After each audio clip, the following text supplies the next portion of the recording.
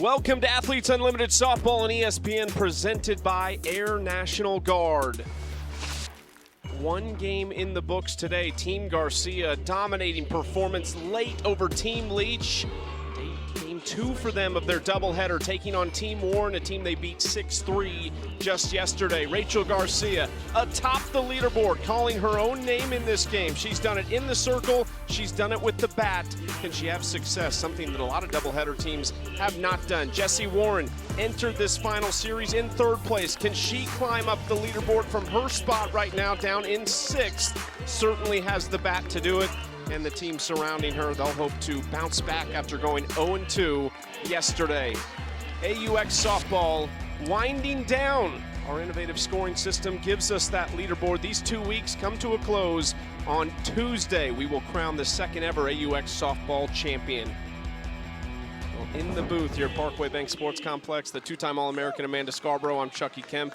Rachel Garcia has been exceptional, and this game could mean a lot for her if she's going to be named champion. Yeah, in game 1 of the doubleheader, she did it with her bat, just really broke open the game. But what's so special about Rachel Garcia and why she's at the top of the leaderboard is her ability to do it at the plate and also in the circle. She'll get the start today. She's able to score points on both sides. That's why she's at the top and excelling on both sides of the ball, too. That could be the 2nd dual threat player to win the top spot on the AUX leaderboard, Athletes Unlimited leaderboard, I should say. Alicia Ocasio did it in the championship season. This is the lineup that Rachel Garcia will face. Courtney Gano, her final week as a pro. She homered yesterday. Jessie Warren wanted her on her team, wanted to give her a special send-off this week, and plenty of power there, too. Taylor Edwards moving up into the 2-hole. Tori Vidalis and Jessie Warren. Jordan Roberts, 4, 5, and 6. For Rachel Garcia, through yesterday, 5 innings, gave up just 2 hits, 2 runs. They were both earned. Number that stood out a little bit was the walk. She walked 5 batters as we wait for Rachel to take the field right now to get game 2 going. But like we said, this is her chance right now. 234 points separate her and Aubrey Leach in the 1st and 2nd spot. A good performance here. It's going to be tough to catch her. Yeah, she's been able to pile up strikeouts whenever she's pitching, pile up inning wins and game wins. I mean, her ability to do it on both sides of the ball is just unlike really anybody else that we've seen so far in this AUX season. There's her numbers so far, 3-2, sub 2.3 ERA. And here she comes. She has thrown a lot. She told us earlier this week, it's like 0 to 100. She's dealt with it pretty well.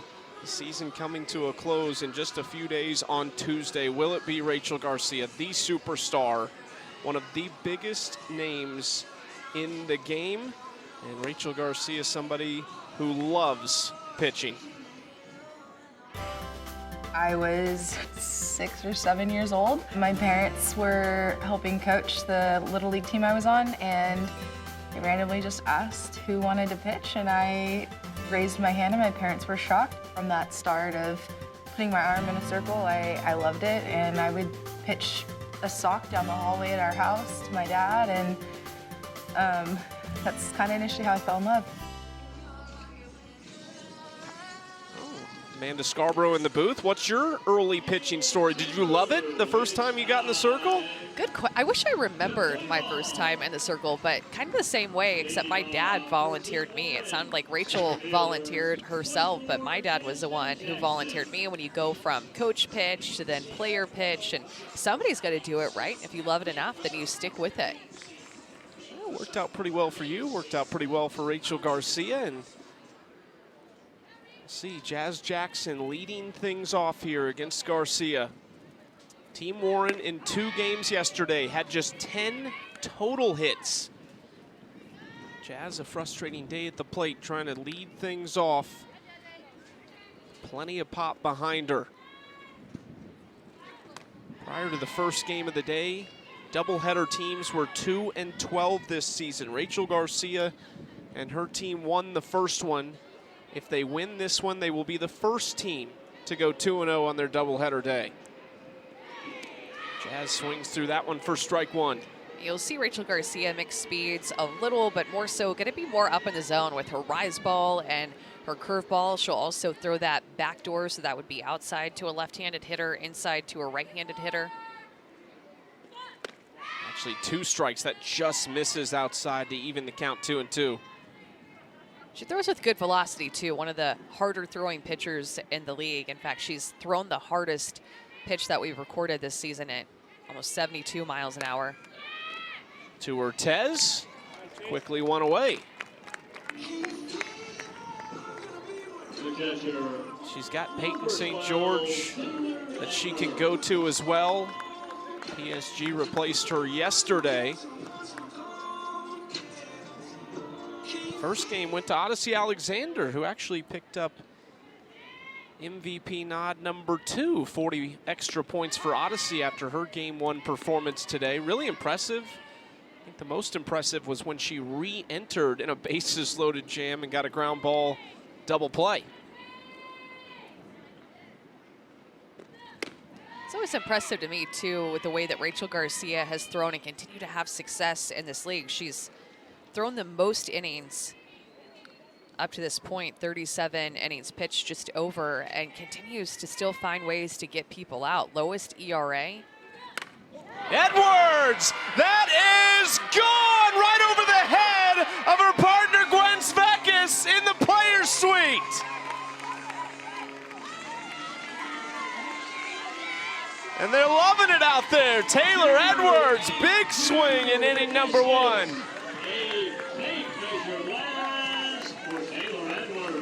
Taylor Edwards has caught Rachel Garcia a lot. See Gwen Svekis, as you mentioned, Taylor Edwards' partner out there in left field. That ball sailed over her head. This is oftentimes where Rachel Garcia wants to go, up and in to a right-handed hitter. Taylor Edwards knows that. She sells out for that pitch, and that is long gone off of her bat.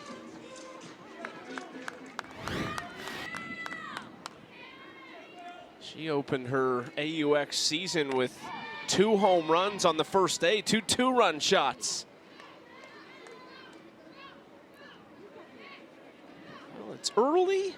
We know there's a lot more to be played, but when you look at the leaderboard, this is what really everybody behind Rachel Garcia, not wearing the same jersey as her, needs.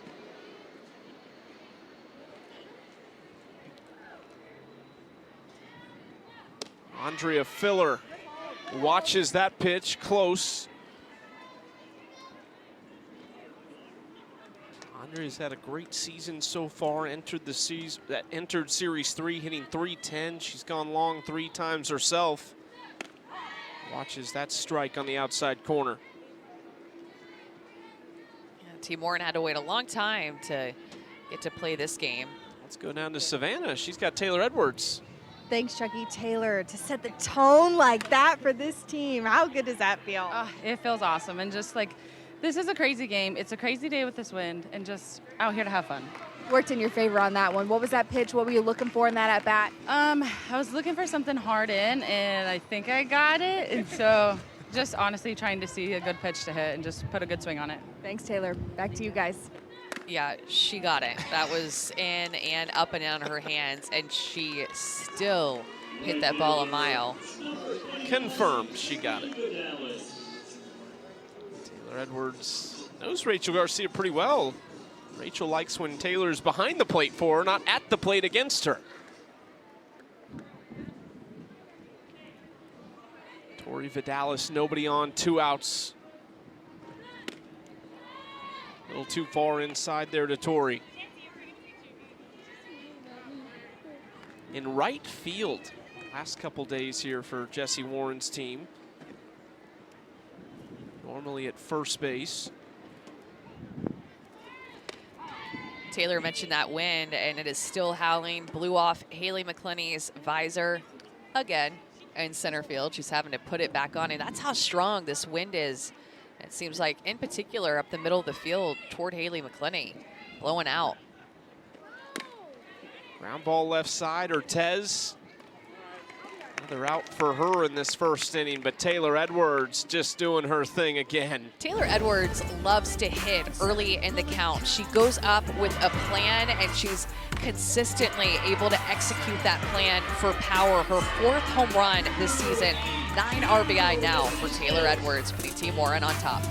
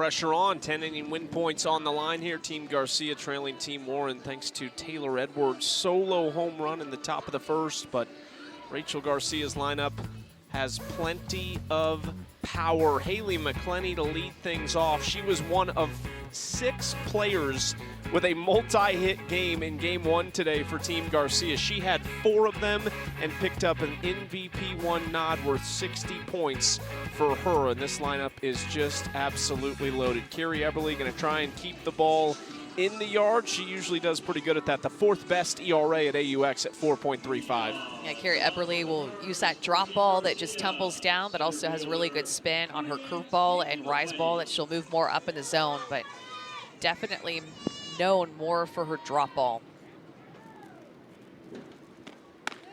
This is up top for McClenny for ball 1. Carrie Eberly in her 3rd season of Athletes Unlimited. Did not play in the inaugural season, was still in college playing Virginia Tech and then Oklahoma State. McClenny swinging, hits this one hard and deep and gone, and it's tied at 1.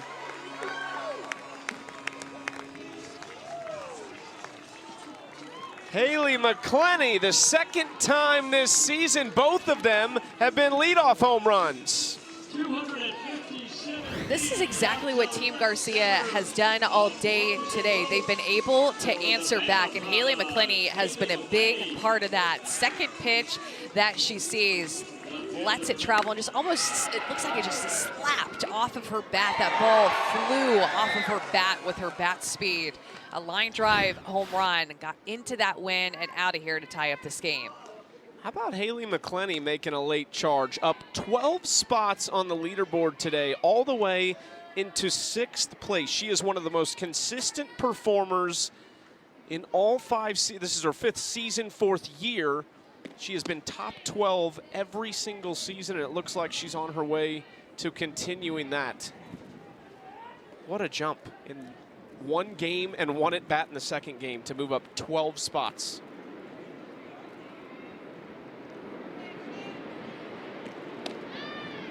Carrie Eberly really has her hands full with the offensive outing that Team Garcia just had last game, where they scored, not kidding, 15 runs and put 18 hits on the board. Most of those coming later on in the game. 13 of them in the 5th and 6th inning. This is blowing back into play. Clifton cannot handle it. It looked like that ball just hit a wall of wind. Hayward stays alive.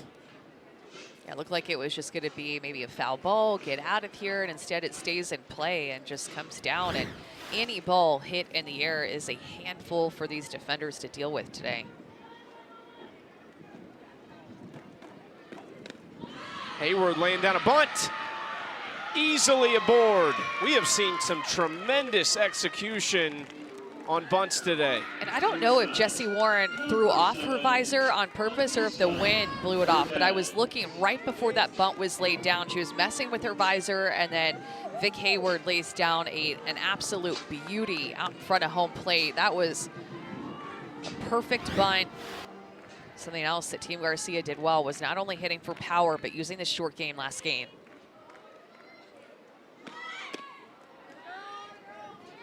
Anissa Ortez, one of the other MVP nods. She was MVP 3. That's worth 20 points for Anissa. She is in 4th place on the leaderboard. Gonna lay down a bunt herself. Let's go down to Savannah with Haley McClenny. Thanks, Chucky. Halo, this team has some serious ability to answer back. What is that about this group? I mean, I think we have all the vets on our team. I mean, we got Wiggs, we got Sam Fisher, Nice, Vic, me. Like, we've got people that have played professional softball for so long. And with this system, you know, you just got to, if someone comes in and scores on you, you got to come back and fight and just trust your stuff. Don't panic. And I think that's the best part about this group is we trust our stuff, we don't panic, and we're keeping the energy up. Wiggins said that this group feels like travel ball. Like, this is a team that's been playing together months on end all summer in the sun. How have you all been able to come together in that way? Yeah, I mean, we all know each other really well, you know, like even the girls I haven't played with, I've played against, you know, quite a bit. So I think it's just good. Again, that professional approach. We've all been around the game for a long time, and we know that to win here and be successful here, you need those inning points and you need those win points, and I think everybody's bought into that, and you're seeing the byproduct of it. Absolutely. Thank you, Halo. Thank you, guys. Should I just exit the booth now and let Haley McClinney come up here and also play center field and be the leadoff hitter for Team Garcia? Because the way that she talks about the game is just so special, and to watch her play, such an athlete. I mean, one of the best players in the game today. Warren at third for out number 2. You hear a lot of people talk about, like, oh, they've got it. They've got the it factor, or they get it. And with Haley McClinney, it's both. She has the it factor as a player, but she gets it too. Yeah, she does, and that might be a fun dugout to hang out in. Love to be a fly on the wall in there. Well, they have at least pushed the inning points over to the second, but Victoria Hayward on second base for Delaney Wiz.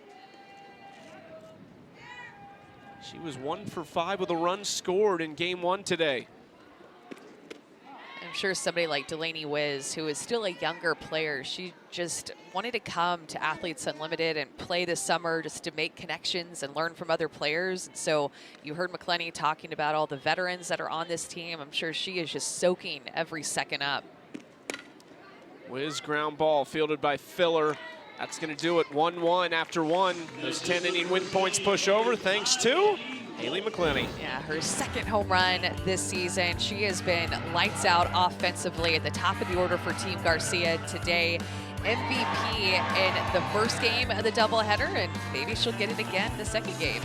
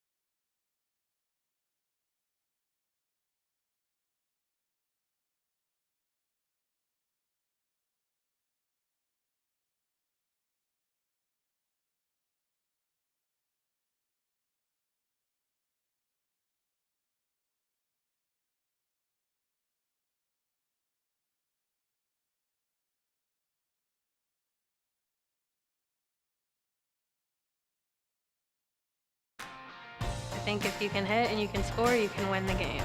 So I'm more of a lineup person. I like to stack my lineup when I'm drafting. So whatever hitters are hot at the moment are the ones that I'm going to take. I'm more of a hitting type of drafter.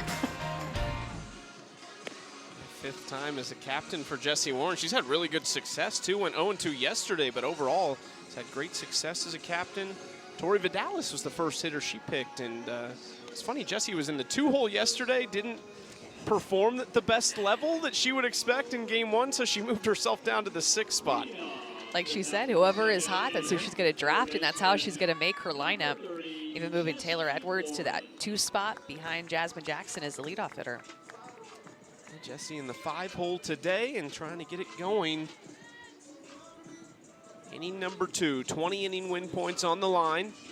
Warren, Roberts, and Gano due up for Team Warren. Jessie has been the best 2-out hitter in the league this season. Watches that pitch from Rachel Garcia for strike 1 at 69 miles per hour.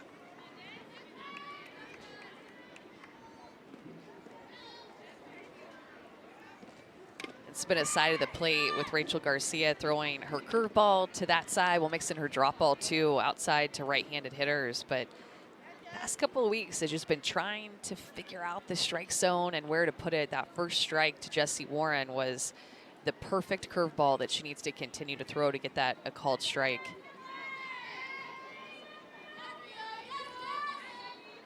Garcia trying to make quick work of Warren right here. 0-2 pitch coming. Fouled back, just missed home plate umpire Jim Cooper. Beat up a little bit yesterday behind the plate, actually. That rise ball, too, one of the harder pitches that we've seen her throw, and that's a Rachel Garcia special. Hard up in the zone with that rise ball. High heat. And then coming down and away with that drop ball, it's a little bit of an off-speed pitch for her. I'll have to watch her just move the ball around. Jessie entered Series 3 in 3rd place. She's down to 7th place right now. 384 behind Garcia, make it 374 as she gets 10 points on the leadoff single.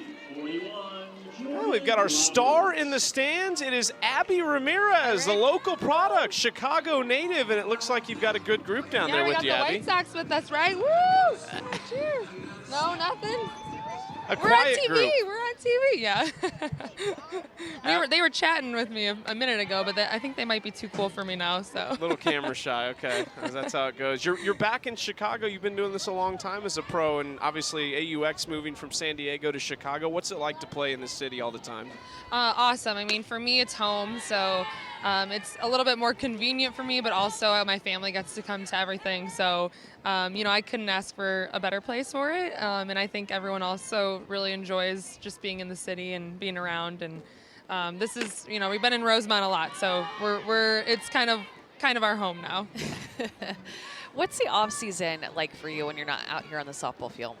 I'm an assistant coach at DePaul, Go Blue Demons. And so for me, I do a lot of, most of my time is with the team there.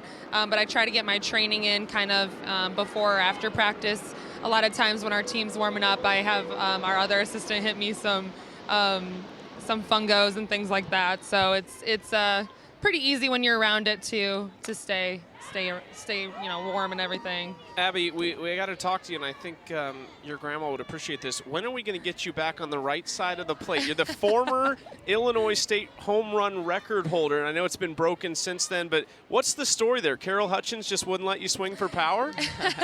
Yeah, I actually did a little bit of both for a couple years there, but kind of had to choose one, and I have more tools from the left side, and I can use my speed a little bit more, so that's kind of why. But my grandma was very disappointed. Sorry, Grandma. Wasn't quite as many home runs from the left side, but hoping we got a couple in college, so hoping to get another one here in AU. So.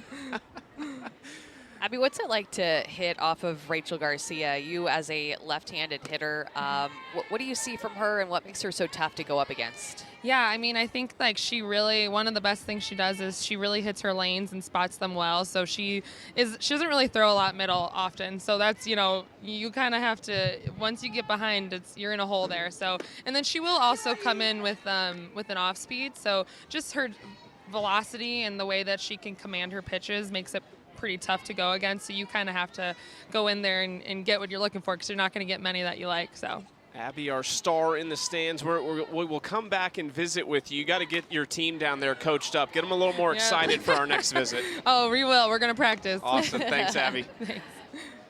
I love it. Our star in the stands. Get a different player every day. They do such a great job. The fans love them. The younger fans especially love these players. Courtney Gano. They used to be these younger kids in the stands, and that's what makes it so special. It's not like they were born to be professional softball players right away. They all started and had a reason to start, and some failures along the way, and kept going, and now they want to give back to the younger generation.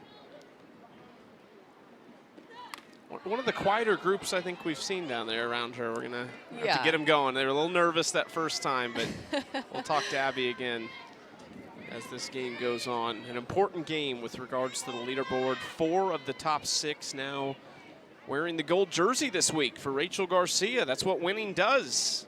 Urtez, Wiggins, and McClenny all climbing. Sis Bates and Peyton St. George, 2 more in the top 10 as Garcia starts to settle in with back-to-back strikeouts. Using this off-speed drop ball that she's working away from these right-handed hitters. Look at it just fall off the table. Good location. Drops it down anywhere between 8 to 10 miles an hour off of that pitch and gets some down movement. Again, what makes her so special is her ability to go up in the zone, throwing her hardest pitches with her rise ball. It's unusual. And then being able to mix in that drop ball that's a bit off speed like she just did there. Again, finding a groove with that outside drop ball. Kaylee Clifton trying to solve that problem. Her first chance today. Clifton deep to left center field. McClenny just watches it go. Kaylee Clifton for the first time this season. It's a 2-run shot and Team Warren is on top. Out there to first, left center, it's Kaylee Clifton. Abby Ramirez just got done talking about how Rachel Garcia just really does not miss down the middle of the plate. And this pitch to Clifton, look at it. It is more right down the heart of the plate. And when Clifton sees that, she knows she has to take a big swing and hits it out of here. That ball just flew off of her bat. She got a mistake and capitalized on it. Home run. Cole Mendez challenging Garcia, who makes the play, but the damage done. The 2-run shot from the former Sooner. Kaylee Clifton putting the pressure back on Team Garcia as Team Warren leads at 3-1.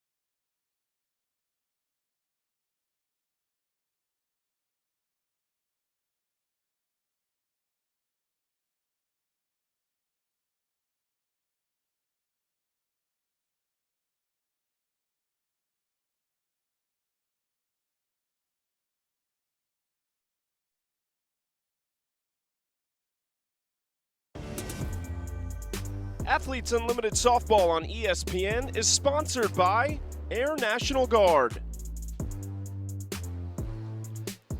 Team Garcia trying to have a special day, but falling behind here to Team Warren, who struggled a little bit yesterday going 0-2. They lead Team Garcia 3-1. All smiles yesterday and today for Team Garcia so far.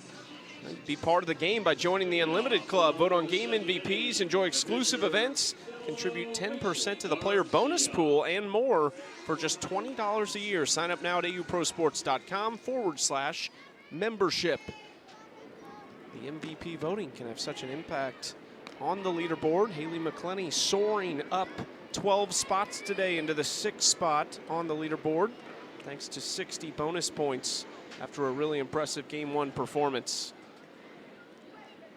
Interested to see how Team Garcia responds again. It just seems like in the innings that today in their doubleheader that they've been scored upon in the top of the inning, and they come right back and score and answer back. They've just been so good at that.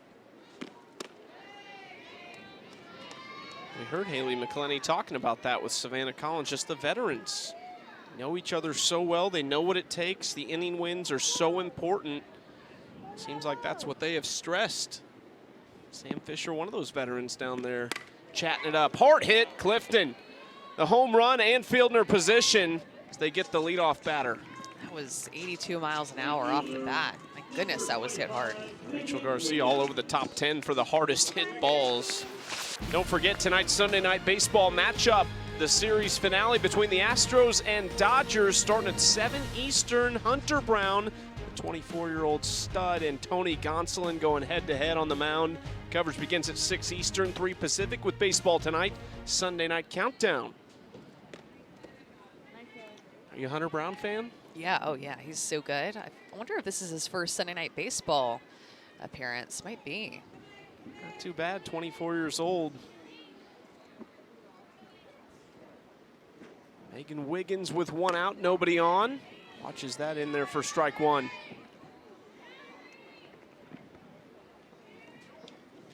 You know, Team Warren wants these inning win points, and you know too that Team Leach, probably watching this game, also wants them to win it.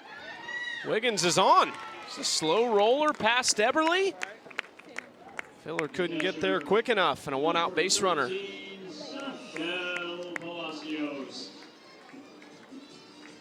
Sachel Palacios stepping in the 8 hole. Just a massive plane about to land at O'Hare. We're kind of like little kids in the booth, honestly, because every time one goes, we kind of point at it to each other. There, well, another one and goes. then I was pointing out whatever is flying in the air from the wind, that was like up near the plane. Oh, yeah. I don't know, there's something like a balloon or something. You don't know what's going to be in the air on a day like today with how hard the wind is blowing. Could be a visor. It's, yeah, Haley McClenny's visor is up there somewhere.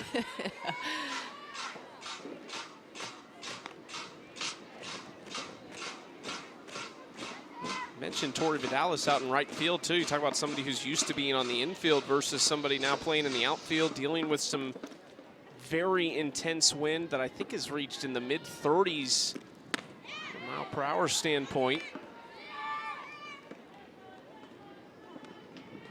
I don't feel like since Tori has been out there that she's seen too many balls hit her way. Not really.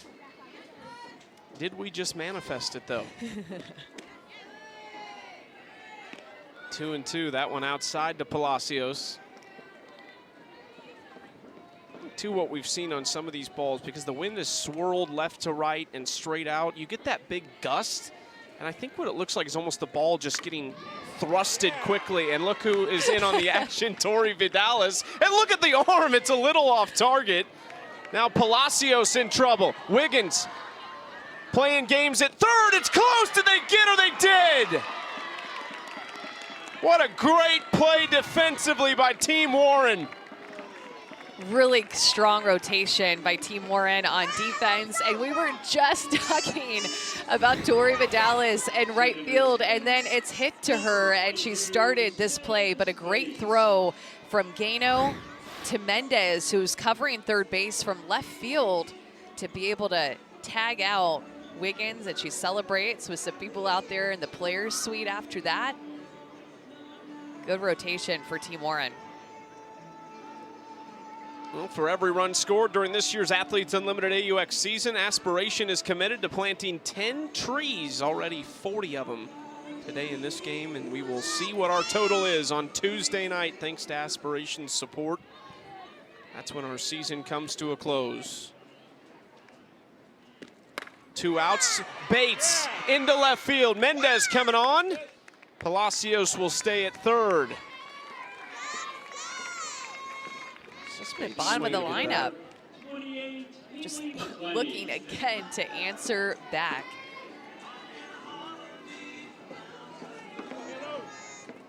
And they've got a pretty good one at the plate to try and do that. Need 2 runs to roll those points over, but Haley McClenny, the solo home run to lead things off for Team Garcia in the first. Eberly goes outside too far for ball 1.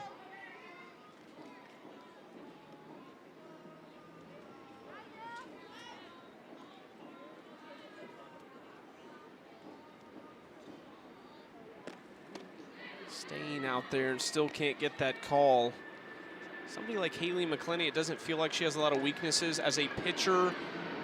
And with somebody like her at the plate, what is the approach? Is it just you have to have your best stuff at all times? You just got to keep her guessing. You have to find a way to be unpredictable and live on the edges and change speeds. I mean, for her, she has such good barrel control and always has a good plan at the plate. Seems like a lot of hitters, you can at least attack a spot or a pitch trying to, but she's so good. Her plate coverage is so incredible. And she will take a 4-pitch walk. I think Carrie Eberly also thinking the same thing. Being careful with McClenny. That's 8 points for her.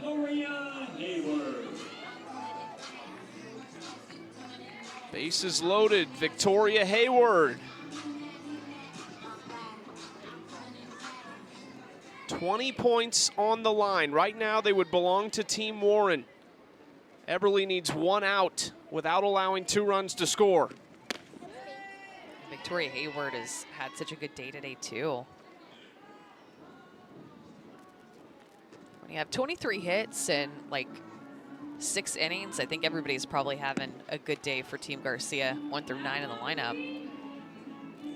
Hayward had 2 hits in game 1, drove 2 in, scored twice herself. 6 players with multiple hits in game 1. That is just unheard of.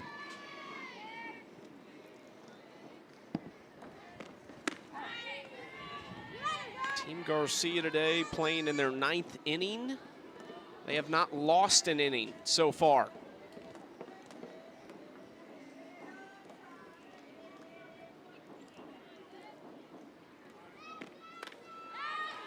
We're staying alive. See Rachel Garcia with that gun on her bicep area or her arm that she's using in the dugout just to try to stay loose. You talked about it, Chucky, with how much that she's thrown these past 10 to 12 days, and 0 to 100. Did you feel like at the beginning of seasons, obviously you're training as it leads up to that, did you feel like you had to get ramped up, or were you usually ready at the beginning? Yeah, ready to an extent, but it's just different. You can throw a lot of bullpens and work up your endurance, but it's just different with the intensity of a game. Muscles start to get a little bit tighter, you're a little bit more nervous, adrenaline is running, so your body just works a little differently, and different muscles start to get sore, but she's thrown a lot. Big pitch here, full count, 2 outs, bases loaded. Hayward, slow roller to Clifton, and she's on. Not gonna be able to get her. Palacios scores, and it's 3-2.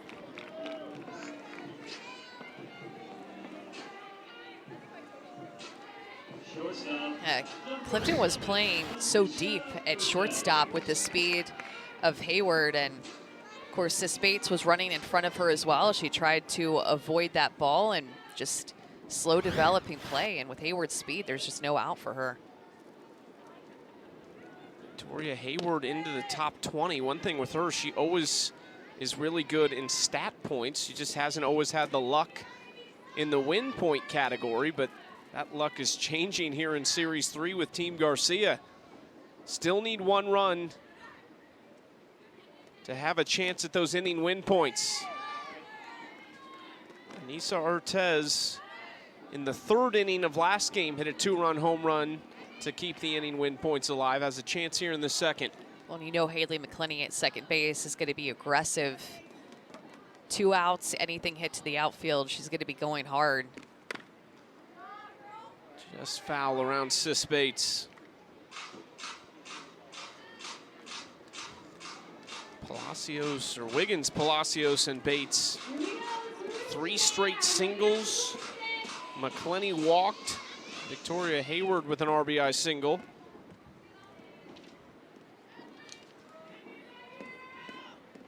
So 5 straight batters have reached base.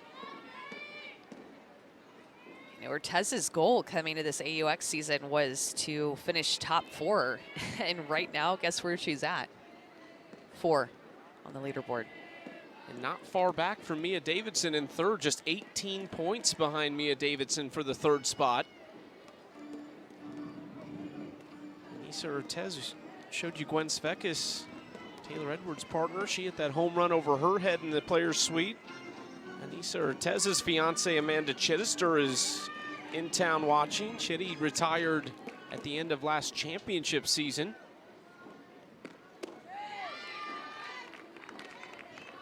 Ortez had 226 points in game 1. She's moved up 5 spots on the leaderboard. And nowhere to put her here. This is a big pitch. She's got to come to her. And she misses. Bates scores, and the inning point's really up for grabs now.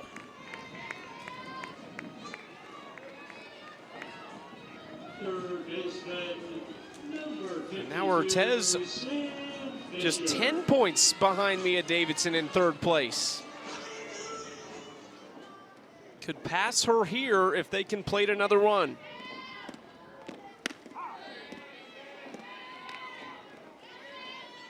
Oh, 0-1 count to Sam Fisher. Top 15 on the leaderboard right now for Sam. Finished 38th and 49th in her first 2 seasons, and then 2 top 8 finishes last summer at AUX and the championship season. I asked her about that. She was a captain in San Diego. She said, oh my gosh, I was almost embarrassed the first 2 years. Just kind of joking around, but she's figured something out. A lot of gold in the top 10 right now. Yeah, she told me too that, you know, in those top 10 finishes, she said, I think it was a combination of the mental and physical preparation. She said she worked a lot on her confidence and mental toughness because kind of felt like she cared too much about people's opinions of her as a player, and she let it get to her. And then last year she was just able to get to a point where she was believing in herself because she believed in herself, not because of other people's opinions.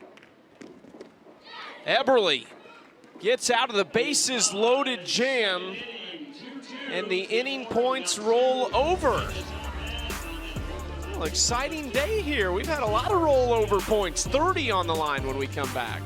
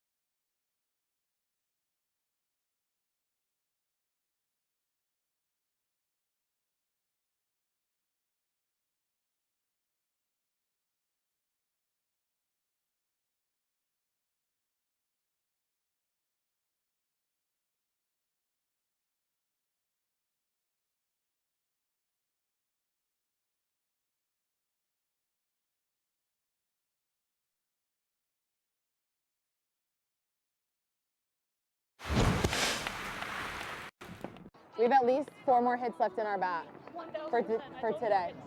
Let's get you up that leaderboard, Halo. Let's do it, you and me, let's do it. Come on. Are you kidding? Are you kidding me? Are you kidding? This wind is a beast. Dude, I've never played a wind like this. Everyone's hats keep flying off.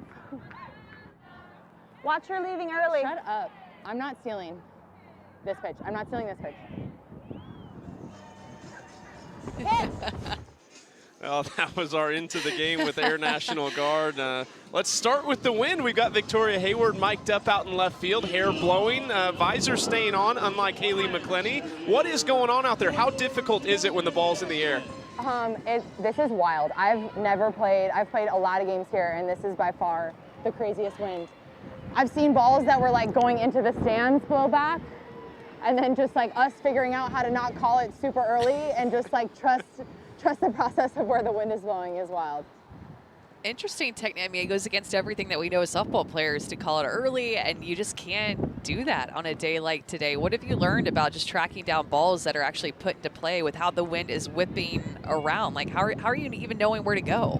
I think just like keeping your feet moving is so big. Like you just see some people get it lost behind them. So if you can just keep the ball on the like the wind blowing side of you, so to speak. Like that one. Okay, visor almost blew off there. Just anything foul is just going to keep going. So just like continuing to pursue and make them throw the ball. We got Victoria Hayward mic'd up. The new job at your alma mater, UW, a new assistant coach. Courtney Gano, Sis Bates going to go up there too. What is that going to be like with Heather Tarr? Just so awesome. I mean, it's a dream for sure. I didn't really ever think it would happen. So just to be able to go back and take everything I've learned from not only Coach Tarr, but playing there, and then just everything I've learned throughout the journey of playing in AU, playing internationally, it's just so awesome. And to do it next to some of my favorite people, and just, we know how important the program was to us. So it's like extra special. Okay, and speaking of UW, I assume that your walk-up song at UW was the same that it is today, because it's the year 2023, and you've had the same walk-up song since 2010, which is Wait Your Turn by Rihanna. Why is that your walk-up song, and why have you stuck with it? Yes, I really like when I'm leading off the game. First of all, I love Rihanna, but I love when I'm leading off a game, and my mindset just in the box is like, yeah, this is what you came for. Like, the wait's over, we're about to get it going. So it just fires me up, and I'll have fans come up to me and like start singing it, or like even some of the girls here will be singing it like while I'm in the box. So I think after so long, it's just something that sticks. But I mixed up the second one, but that one's just like OG, like that's me. That has not changed for a long time. Has anything changed with your preparation as your career's gone on? You've had such consistent success and performances. Has it been the same since you got out of Washington, or has that changed over time? No, it's changed a lot. Oh, that was awesome. We love that, Rach. It's changed. I think, you know, as I coach and as I want to give back to my players and make sure they're getting all of me, I think just the focus on myself changes, which is hard, but also like makes the time that I spend with myself and my preparation so intentional and like almost with a sense of urgency. So now that I've played so long, I know what I need to do, and I know how to get it done in an efficient way, and I know how to incorporate it into whatever our girls are doing, whether that's at San Diego State or at Washington. So just doing what I know I need to do and kind of incorporating that into the practice plan sometimes, and just making sure, oh my gosh, my visor just blew off, almost blew off. Yeah, and just having fun with it and just continuing to figure out what I need and what's gonna, you know, help us win points out here. Vic, what's one word that you would use to describe Rachel Garcia as a captain? Rachel's been like, she's been fiery. Like, I know Rachel pretty well, and like we work together and our lockers are next to each other, and Rachel's a dog and she gets after it, but I feel like this week she has just been on a mission and like getting a little angry, fiery. And when someone like that is on the mound or in the box, like you just don't want to mess with that. So she's been fiery. She's been like almost like angry competitive, and it's freaking awesome to compete with. That is such great insight. Vic, thank you so much. We're going to listen in the rest of this inning, but we appreciate the time. Awesome. Thanks, guys.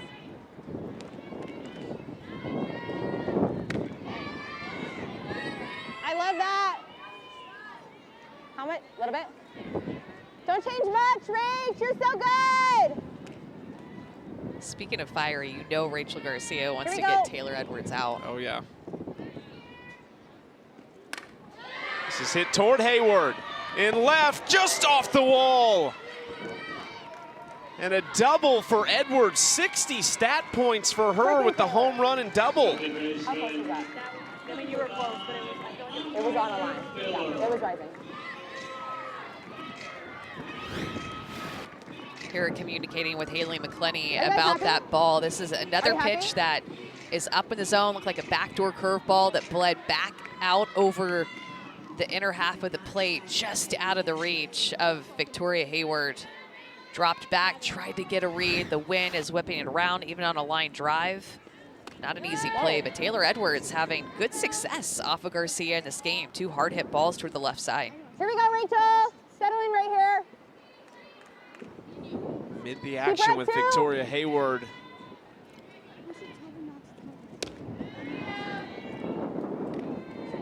Filler watches that one, ball 2. When you're mic'd up, you're supposed to then like make a great play. Stupid wind. Without the wind, I have that. Yeah, Rach. Here we go. Same who got you, babe. I love that she's not afraid to blame the wind right now on that last ball hit by Taylor Edwards. 3-0 to Filler. Can hear it in her Good mic, job. and the poor flags just have not gotten a break today. There's been no let up of the wind. In fact, I feel like it's gotten harder as the day has gone on. 30-inning win points on the line here in the third. Base hit up the middle. 4. Come on. Nothing good. Edwards holds at third. The force of gravity and then some. A really level swing by Filler. 2 hard hit balls back to back the go, second time through the order. Dangerous Tori Vidalis now. Yeah, got you. Just one out, would like something in the air for multiple reasons.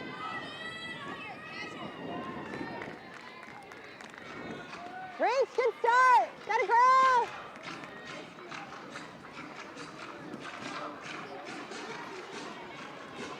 Seen a long ball from both teams in the first 2 innings. Here we go, let's make a play. Yeah, knees. Off Good, speed on the Sia. 0-1. Yeah, Sash, you work.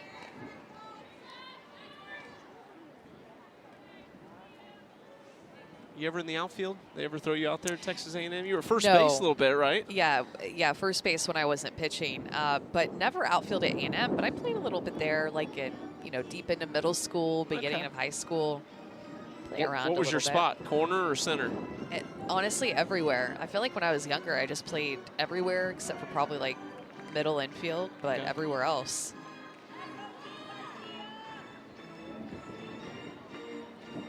Yes, sister, here we go. Trying to find the recipe against Vidalis. 1-1 count, 2 on, 1 out here in the top of the third. 30-inning win points on the line.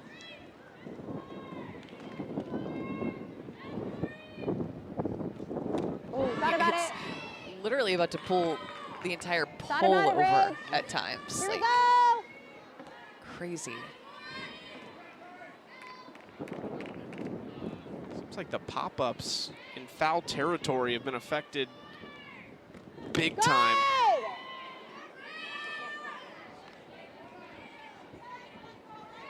Keep spinning it, huh? Yannis, coming to you, huh? 3-1. Good. That misses. Garcia trying to find the zone, not happy about these last 2 pitches. Number 30, Jesse Warren.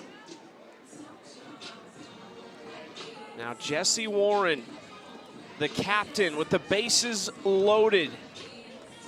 After a frustrating day yesterday, 0 for 2, struggled at the plate a little bit. Now off Garcia, tons of wind, tons of impact. That got her on the hand. Ooh.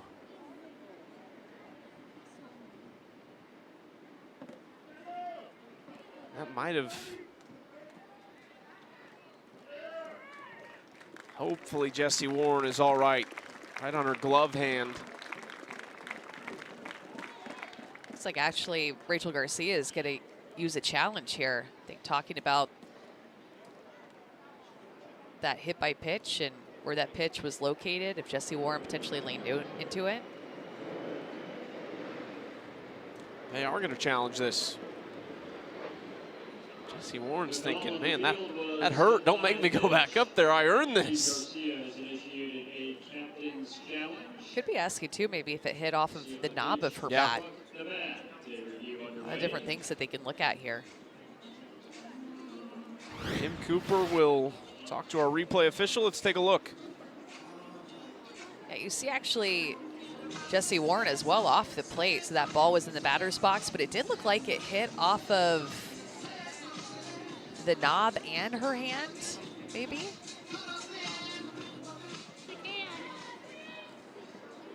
Hear it?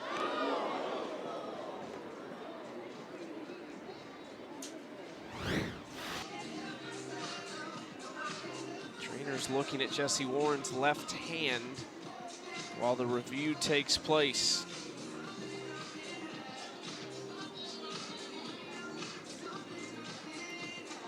This is big for a lot of reasons. That one run coming across, 30 inning win points on the line.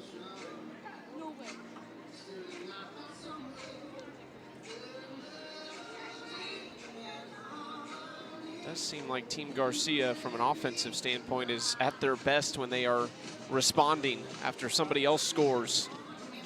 When zooming pretty far in, I think it at least hits some of the knob of her bat. I think maybe that was maybe 50-50. I'm not saying 100% of the knob because she clearly is in pain, but I'm gonna go ahead and keep her at first base. So that'll be a run for Team Warren and an RBI for Jesse Warren. So 8 points on the hit by pitch, but it could mean much more if they can secure these inning win points, and still just one out with the bases loaded. Jordan Roberts watches strike one from Garcia. This has been a dangerous bat. Jordan Roberts might be swinging the best bat she has in her career. Also a great pitch caller behind the plate.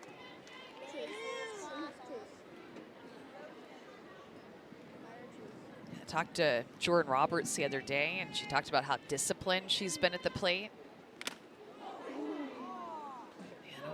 another off Palacios this time. I think she got hit in the hand earlier in this game as well. Last inning, I thought it hit her in the hand. The life of a catcher is not always so glamorous.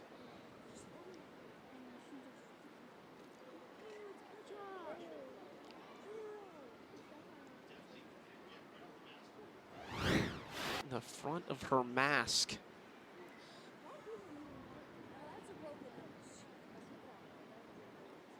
Hopefully Sachel Palacios is all right. Jesse Warren first with her hand. Now Palacios taking the foul ball right to the forehead of her mask. Very likely that we'll see maybe a change here. We'll see Delaney Wiz come back behind the plate. Nadia Taylor will go to first, and Wiz will get back behind the plate.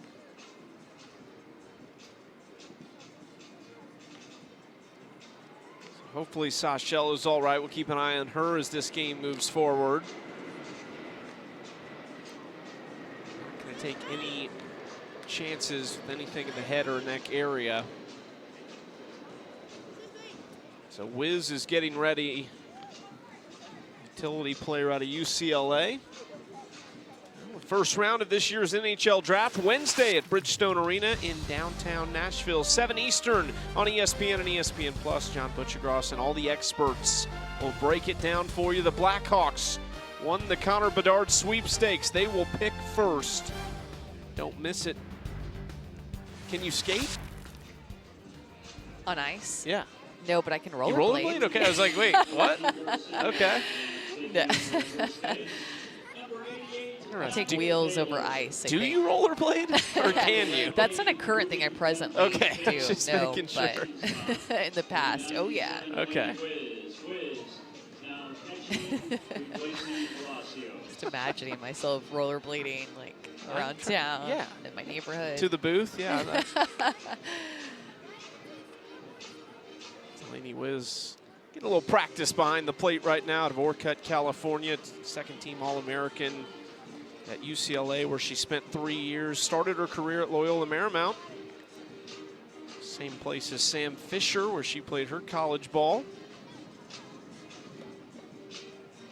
Nadia Taylor at first, Delaney Wiz behind the plate. The bases loaded with one out against Jordan Roberts. Nadia at the University of Texas. New gig as an assistant coach at Houston after spending last season at Michigan State. We have not played a ton of softball, it feels like, here in the top of the third, but still a lot has happened. So true. 1-2, big swing and a miss, and there is out number 2. Getting Jordan Roberts to strike out twice in this game. Rise ball, just some high heat, 70 miles an hour up in the zone, getting Roberts to swing and miss with the bases loaded. Big second out. Courtney Gano. Big chance for her. 2 games, including this one, left in her softball career. Hit a grand slam to finish AUX last season. What it would be if she could do it again. Already one across, 2 outs, big swing. She was thinking about it with that cut. I love that cut for Courtney Gano. Let it rip, play free. Take a big hack like that, you make contact, it's gonna go a long way.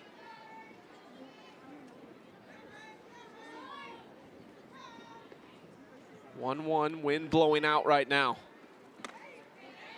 This is outside, 2-1.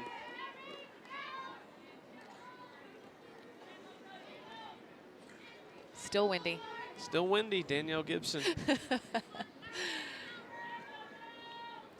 Might be the quote of the year.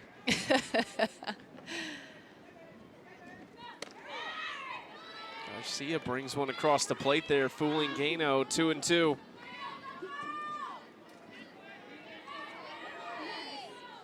Garcia throwing with better velocity today than what we saw from her yesterday. Something we heard from Jessie Warren, said, she's not throwing as hard right now. Said her timing was a little bit off when she was talking. We had her mic'd up, talking to some of her teammates.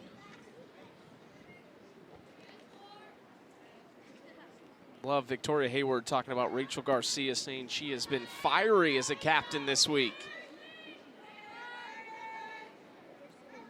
70th pitch coming, 2-2, low, full count.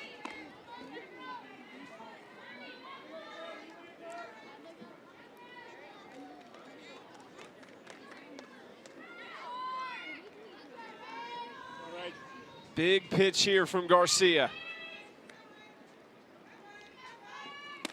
Inside, ball 4. And the second run comes across here in the top of the third. Both runs scored have been because of a free pass. That hit by pitch to Jessie Warren, and now Courtney Gano with a solid at bat, taking that walk, and Team Warren scored another run. And now Clifton. Already a 2-run home run, her first of the season in the second inning. Remember too, Chucky, that the earned runs against Garcia are minus points off of her total. So I'm sure Team Leach is loving seeing that, as well as Team Warren. Everybody trying to catch up to her.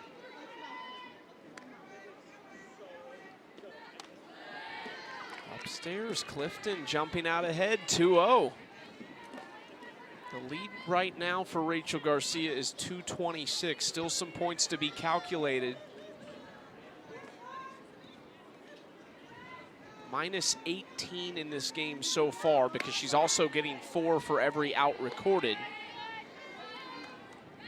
Just a lot riding on this game. Who wins it? A lot riding on these innings that keep getting pushed with the points, because nobody's won an inning yet.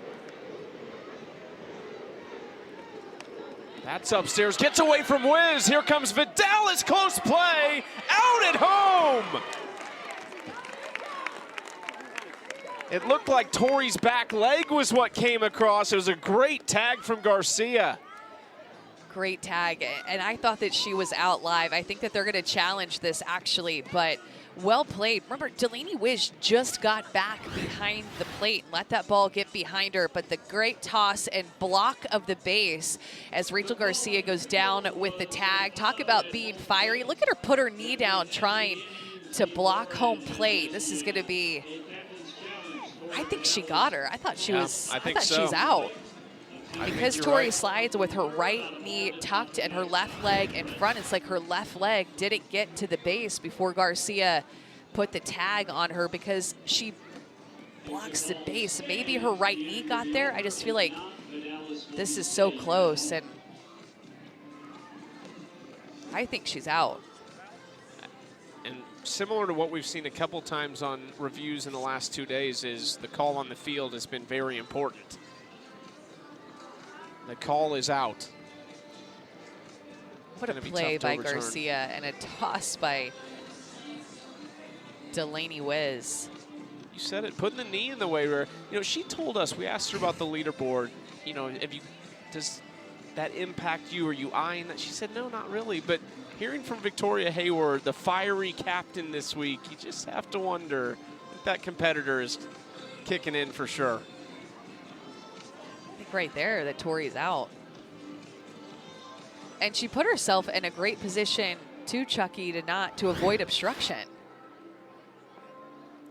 And the call is upheld. Well, 2 runs do come across, so Team Garcia has to respond. They've done it 4 times today. Can they do it again?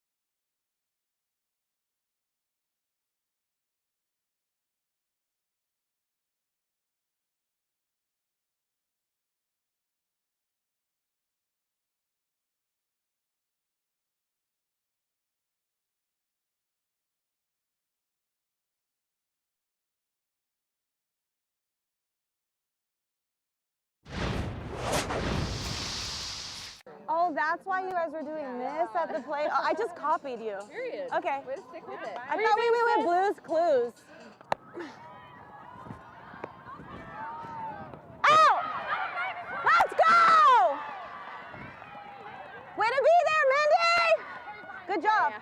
That was an interesting play. Yeah. All right, 2 outs. Let's go. I kind of lobbed it over there because I wasn't sure if you or Mindy were going to get it. I'm like, okay. Well, Mindy was coming, so I was just waiting for her. Yeah.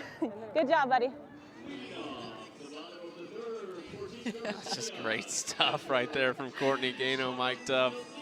We've seen some interesting defensive plays today. That play at third base, and then, of course, that one that just ended the inning with Rachel Garcia covering home and making the tag. Everyone's getting a little more aggressive in Series 3. Yes, 100% they have been. Delaney Wiz, who is 0 for 1, now doing the catching for Sashel Palacios, who had to exit the game after taking a foul ball off her catcher's mask. Gary Eberly, a long wait to get back out there for the 3rd inning, but a lot on the line here for both of these teams. Team Warren trying to secure 30-inning win points. Rachel Garcia's team has not lost points today in the win column.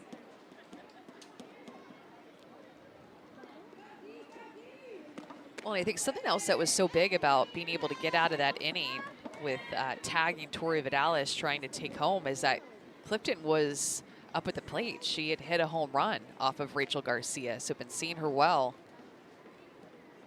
Garcia's control was a little bit of an issue there in that inning.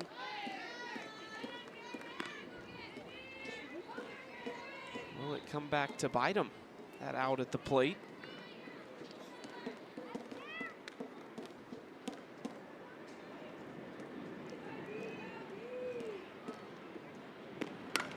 Wiz high in the air, wind pushing it, left center field and just over the wall. Delaney Wiz, and here comes the answer from Team Garcia again. The initial measurement, Delaney Wiz, the former Bruin, goes 240. Delaney Wiz has proved that she is such a gamer here this season.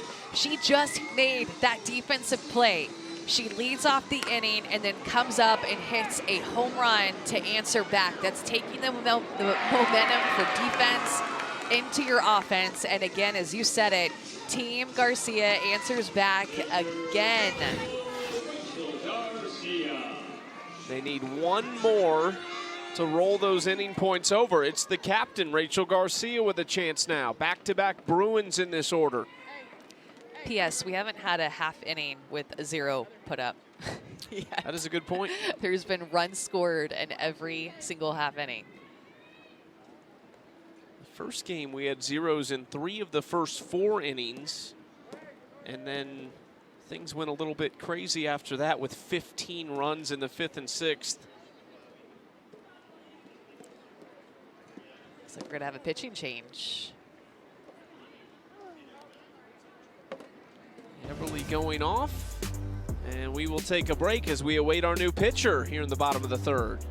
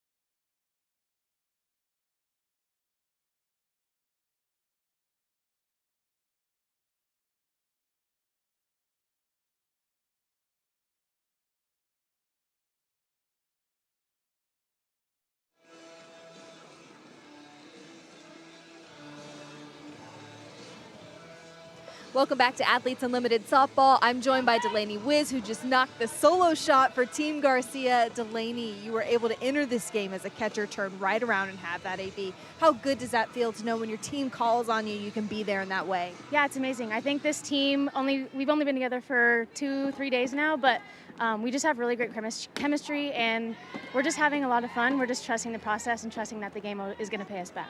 That long ball has come to you in those ABs that you've had this season. Is that something that you're looking for, being able to hit for power, or is it just sticking to a plan that you set going into the at-bat? Yeah, I talked to a lot of the hitters before me and just kind of picked their brains on what they're doing at the plate, and I kind of just try to stick to a plan. Sometimes the long ball comes, sometimes it doesn't, but yeah, I'm just trying to be a tough out any way I can. Thanks, Delaney. Chucky, Amanda, back to you guys. Yeah, she has been a tough out. 3rd home run of the season for Delaney Wiz as they try and respond again. 4 times today that Team Garcia's allowed runs in the top half and then matched or won in the bottom half. Haley Wagner will try to shut them down. 2-1 record in 15 innings this season. Wagner is one of those veterans. She knows a lot of these players in this Team Garcia lineup very well. She does. She does a good job of just moving the ball around at different heights with her curveball and her screwball. Will change speeds too. Throw with good velocity too today in the upper 60s. Just misses off the outside corner against Rachel Garcia, who is actually minus 14 in this game right now because of the earned runs. Then you have to factor in the outs that she has recorded. It all works out to minus 14 right now for Rachel. Still a good lead though, 220 ahead of Aubrey Leach. Hot shot, Warren knocks it down. You will not get it past her on the hot corner.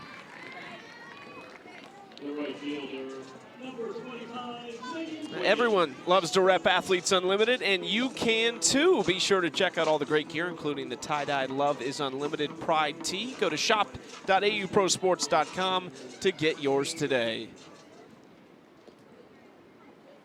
Jessie Warren, she's really good at third base. She's really My good. goodness. Wiggins, base hit, first pitch off Wagner, cut off by Jackson, and that did save a base. First baseman, 88. Well, we've got Abby Ramirez back in our star in the stands. Have you coached him up a little bit better this time? Let's give a wave, girls. Give a wave. There we go. We got him now. Yeah. We didn't know what camera we were on last time, so. Okay, gotcha. Well done already. You're making progress. What have you seen in this game? What is it with the offense this season? It's been unbelievable. I mean, honestly, it just seems relentless at times. I mean, I was on, unfortunately, the losing end of it last game, but I mean, the response, you really can never take a step back. There's always going to be a punch thrown, and that, I guess that's the fun part of the league, although sometimes it could be a little bit tough. Abby, we feel like, the intensity the past 2 days has taken a couple of, gone up a couple of notches. What have you seen, and why do you think that is? I think especially, we're approaching the end of AUX, so now it's leave it all on the line. Everyone's going to do what they can to get a win, to get an inning win, do whatever it takes. And I think that everyone knows we don't have a lot of time left. It's fast and furious, so you kind of have to take advantage of what you get. Yeah, a lot of you guys seem to know each other, longtime pros, but I'm sure there are a few that know Haley Wagner better than you do. After playing with her at Michigan, we'll see Sierra Romero as well in the championship season. Give us the scouting report on Haley, just on and off the field. Yeah, I mean, well, we've been roommates for a long time now. We played Chicago Bandits together. We played at Michigan together. So she's one of my best friends, and I'm very supportive of her. I don't love hitting off of her. She's got a pretty good curveball. She throws it on both sides of the plate, and then can tail it up and go with her off speed as well. So, and I feel like I know her like the back of my hand, but at the same time, I think she knows the same about me, and so it's always a kind of a chess match against her. Such good insight, Abby. Yeah. What will you do in between seasons? In between the AUX season and the championship season? I actually am going to do a little bit of recruiting for DePaul, do some of that, and then I have, got to stay in shape, keep getting my swings in, and but I'm also going to take a little bit of a family vacation too, a little bit of downtime as well, try to get that in and rest and recover while I can. Well, we will not let you go on vacation just yet. We'll check back in with you later, but thank you so much. Anytime. Glad to be here. Abby Ramirez down in the stands, coaching up the young team. They're getting better. They found the camera this time. Some nice waves down there. It's all about adjustments, Chucky. Exactly. It's a game of adjustments. Abby Ramirez, Haley Wagner, and Sierra Romero, national runners-up in 2015 to Florida. It was Wagner with maybe the signature performance of her career in that game against the Gators in Game 2, a complete game shutout. Florida would go on to win that, the second of back-to-back. Kelsey Stewart-Hunter a part of those teams. Alicia Ocasio was a freshman on that Florida team. 1-1, McClenny off the handle. Gano takes care of it. There it is. For the first time today, Team Garcia drops points on the inning wins. Team Warren with 30 of them, and they know it. They're celebrating. Oh, they're pumped.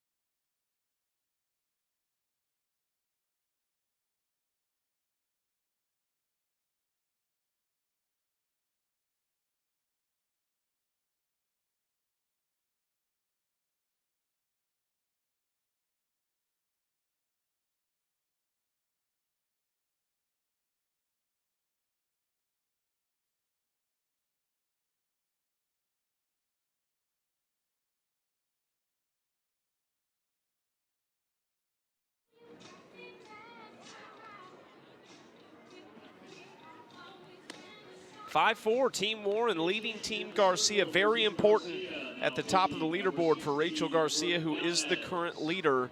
They dropped the first 30-inning win points of the game.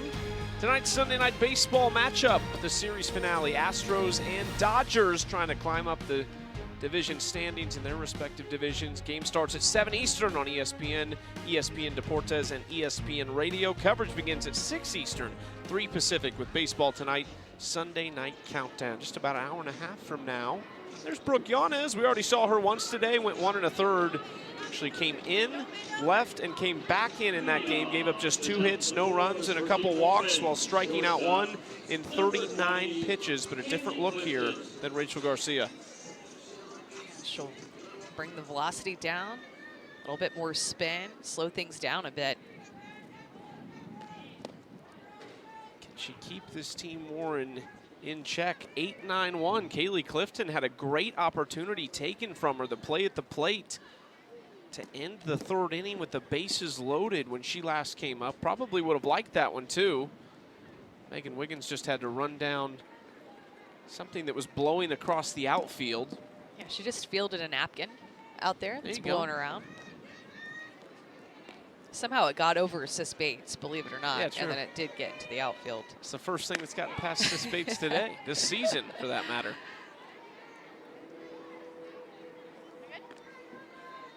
Sis Bates, last year's defensive MVP. Anissa Ortez at shortstop, a former defensive MVP in the championship season. Popped up, which one's gonna get it? Ortez coming across, great play.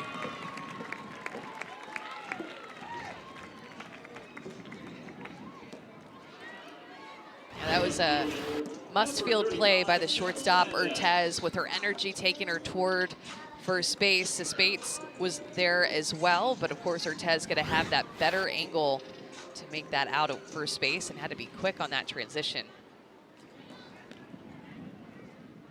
I feel pretty good. Anything in the middle of the field on the ground with those two, or in the air for that matter.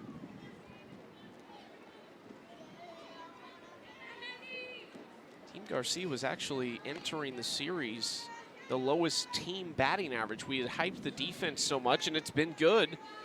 The offense has probably been more impressive.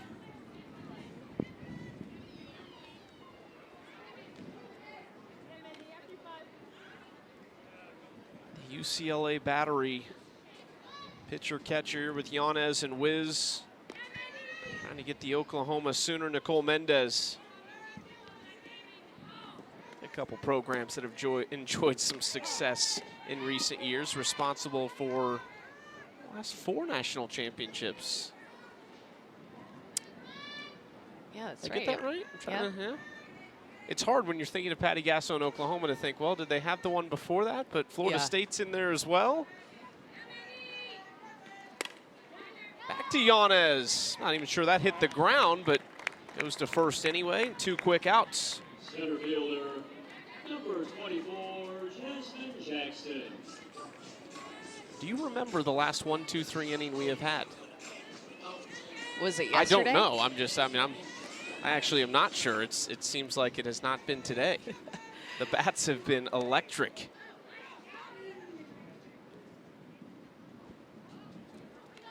It would have been yesterday. We had a few yesterday, actually. Yeah, it was yesterday in the top of the 7th.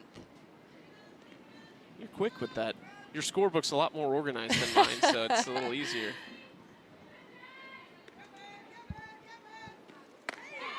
Good spot from Yanez right there to Jasmine Jackson, who's 0 for 2 today, struck out looking her last trip up. First look at Brooke Yanez.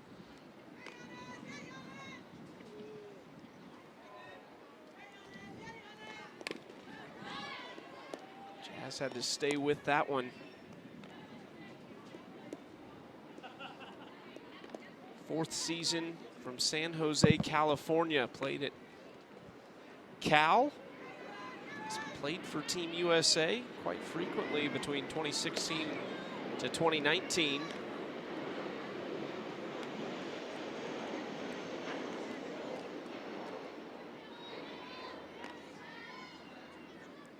Two from Yanez. Popped up. Ortez under it. 1, 2, 3 inning from the rookie. Brooke Yanez out of UCLA. Chance for her team to tie or take the lead in the bottom half.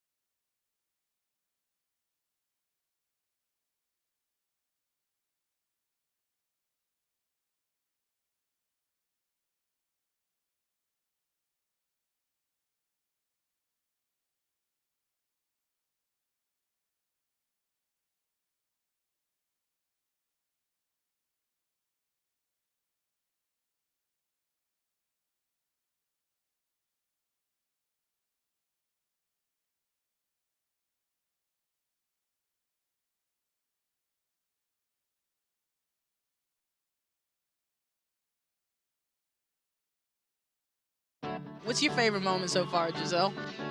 Meeting Megan Faramo or watching Kelsey on the field. It means a lot to be a role model. My ultimate goal is to leave the game better than I found it. Coaching has allowed me to really open my mind to just understanding that failure doesn't really exist. In the sense of when you fail, it's a growth opportunity for you to learn. Just knowing when you get it done, when you don't get it done, it's okay because we're one pitch, one swing away from getting it done. Grand slam for the veteran from Texas. We've got Nadia Taylor down the left field line for a chair chat, a member of Team Garcia, having plenty of success. Nadia, your mindset, your perspective on the game is always so refreshing. Where does that come from? I think just the growth, right? I mean, I think just playing in this league and just playing professionally for so long, understanding, how to manage those moments and really just playing the game one pitch at a time. Nadia, I feel like you are able to learn, and same thing with myself, like you're able to learn a lot coaching up other players. What are a couple of things that stick out to you about coaching others and something that you've taken into your own game because you've coached others about it? I think the cool thing about coaching and playing is really just being able to see how you settle in at the beginning of a season, and obviously as you continue to see ABs or even seeing reps, on defense, just your timing and your rhythm, and honestly, the internal clock of just getting comfortable. I think when you're more comfortable, I think you're able to play with your instincts more. So I think a lot of that. We know your next stop is at Houston. You're joining the Big 12, a conference you're really familiar with. Describe yourself as a coach to us. Are you intense? Are you a yeller? Are you pretty calm? How would you describe yourself? I would say I'm definitely a player's coach. I want to see these athletes be able to compete freely. And so whatever environment I can create, obviously where, there's the X's and O's, there's the, the mental approach, there's all the intangibles that we have to try and get these athletes to compete at a high level. And so everything's super individualized, and being okay with, hey, this athlete needs to be coached this way, and fine-tuning that and being okay with going there and, trying to reach the end goal. So I would say a lot of that. A lot of vets on this team. We heard from Haley McClenny about how quickly you guys gelled. Tell us about the early stages of Team Garcia this week. I think, honestly, the selflessness, just the discipline, and just the will to, fight for the person to the left or right of you. And I think the cool part is, I'm able to handle, being a starter, a non-starter, a DP, playing both ways. I think it's just a huge testament of, the people around you and how much confidence you want to instill in them and how much they instill in you. And I think really, I think the biggest word is just the will to like fight for the person next to you. And I would say, even though we took a an early one on the chin, I think we did a great job of recovering. We've got Abby Ramirez. We had Nadia as a star in the stands at one point. We have Abby Ramirez as a star in the stands right now. She joins us as well right now. 2 longtime pros. How much does that drive the two of you when you see the same faces out there enjoying these long, successful careers? Oh, I mean, I think it's so much fun just seeing how everyone kind of getting to know them and seeing how everyone grows year to year. Even as a vet, you can continue to get better. And so, I mean, I feel like, me and Nadia go and hit in the morning sometime, and that's some of my favorite moments.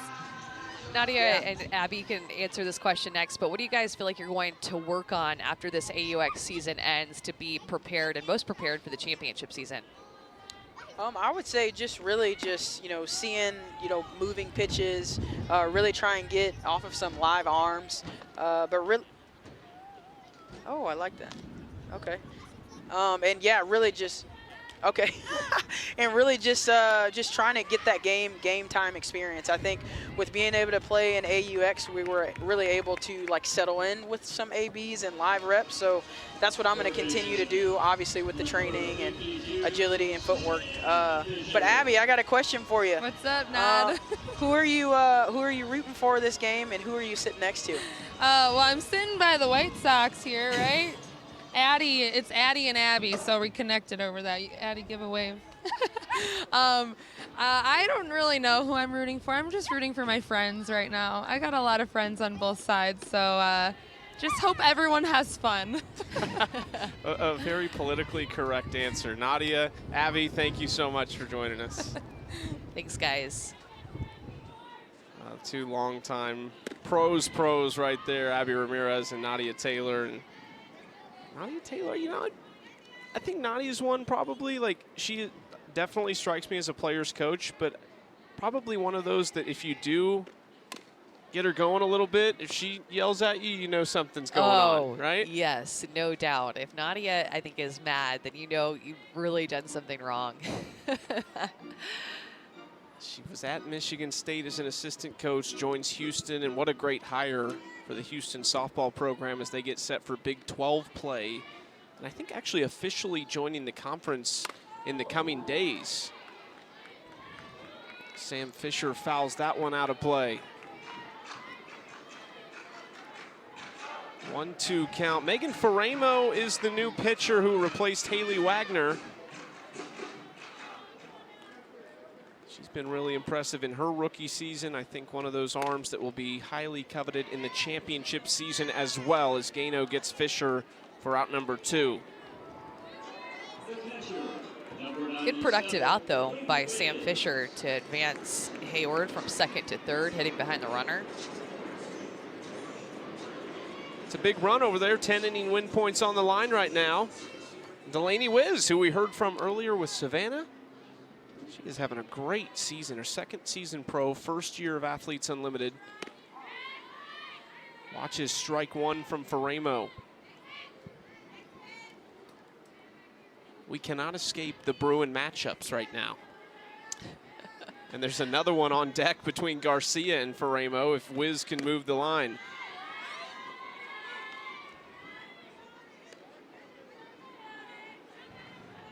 There's Rachel Garcia. In a lot of ways, kind of handed the torch off to Megan Faremo at UCLA in the circle. She did quite well with it. 0-2, off speed, a little down. Yeah, they pitch so similarly. Rachel Garcia and Megan Faremo both throwing 70, more up in the zone, rise and curve, and then we'll change speeds occasionally like that with that off-speed drop ball. Just throw really similar pitches. Wiz just had to protect right there, tough one. Megan Faremo all about growing the game, wants to play at the professional level and help grow professional softball, very passionate about that. She's one of the first players we got to watch throw a bullpen when we arrived before Series 1, and she is not just a great pitcher, but an impressive athlete. She's really tall, really long. Wiz foul ball. Talked about missing the World Series one of the years because of an injury. And she talked about how that has been such a big motivation for her once she had to miss the World Series because of that injury, and put more into getting stronger and staying in shape and just put more emphasis on growth every step of the way. Yeah, whiz right back to Faremo, and she takes care of it. Lead off base runner, and then 1, 2, 3. Some points rolling over to the 5th.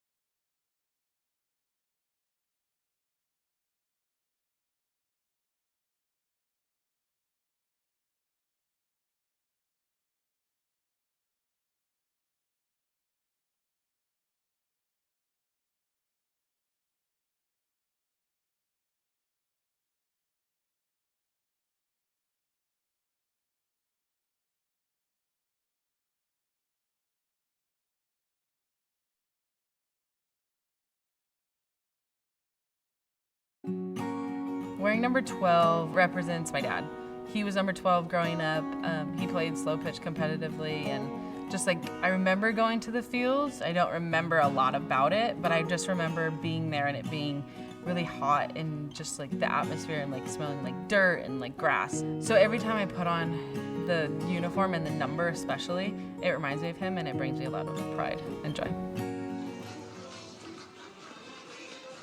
Taylor Edwards wears that number well, has such a tremendous career in Japan and the States, all the way back to Nebraska when her and her twin sister Tatum led the Huskers to the Women's College World Series. They went 0-2 there, but they left their mark. A couple extra inning games that they lost by 1 run.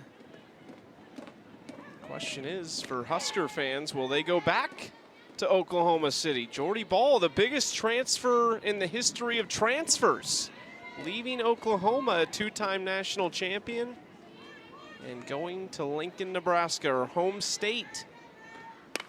Edwards on cue! See you later, the second time today for Taylor Edwards.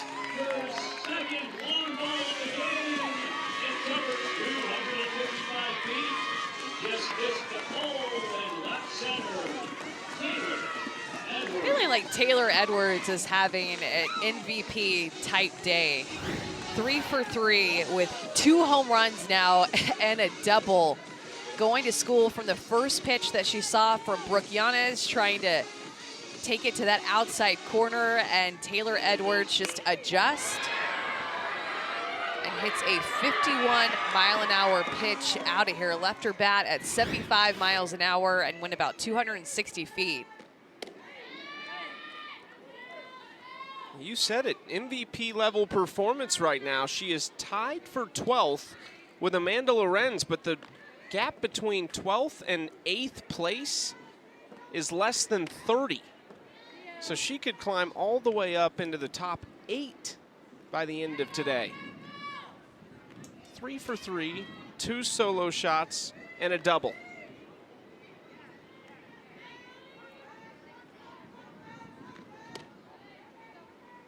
Let's go down to Savannah with more on Taylor Edwards. Thanks, Chucky. Taylor Edwards has been paired with Rachel Garcia for the first 2 series. And I talked to her after her first leadoff home run of the game, and she said they're super familiar. She says that does help her out.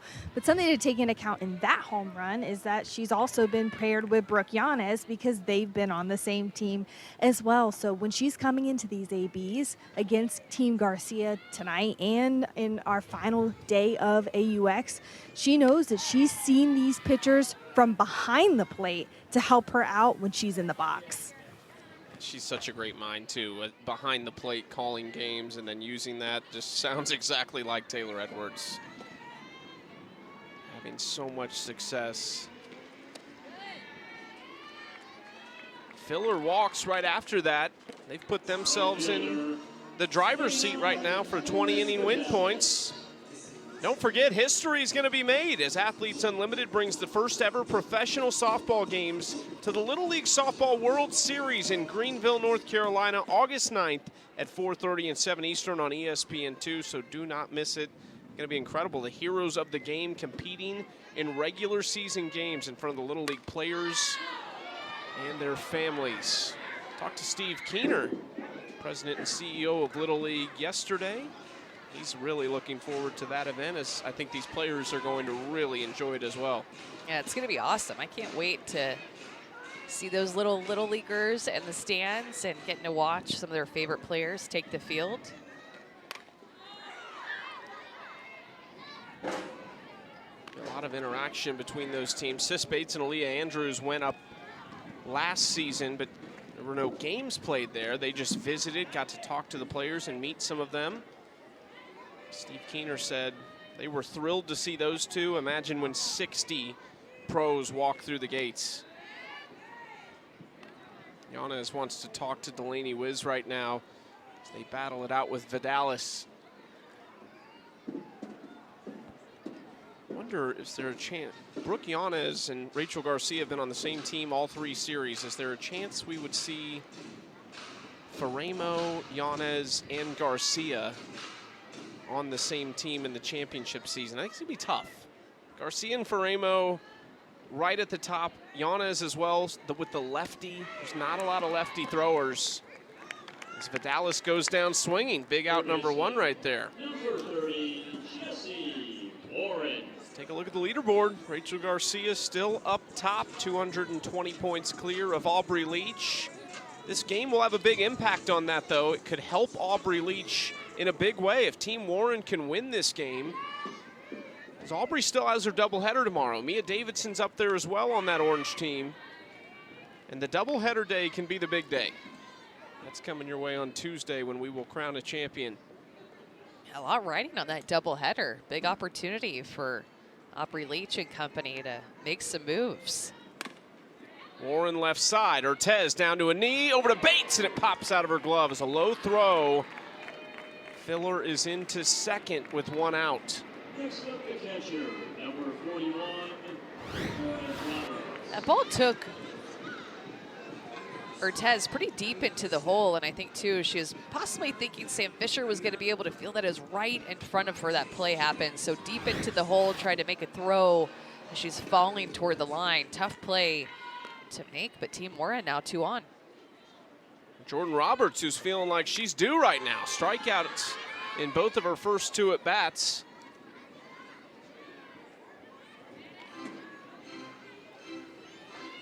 #15th on the leaderboard. Her best finish came back in the inaugural season. She was 12th in 2020, 14th at AUX last season. Live Oak, Florida owns her own coffee shop called Daily Cup of Joe Coffee Company.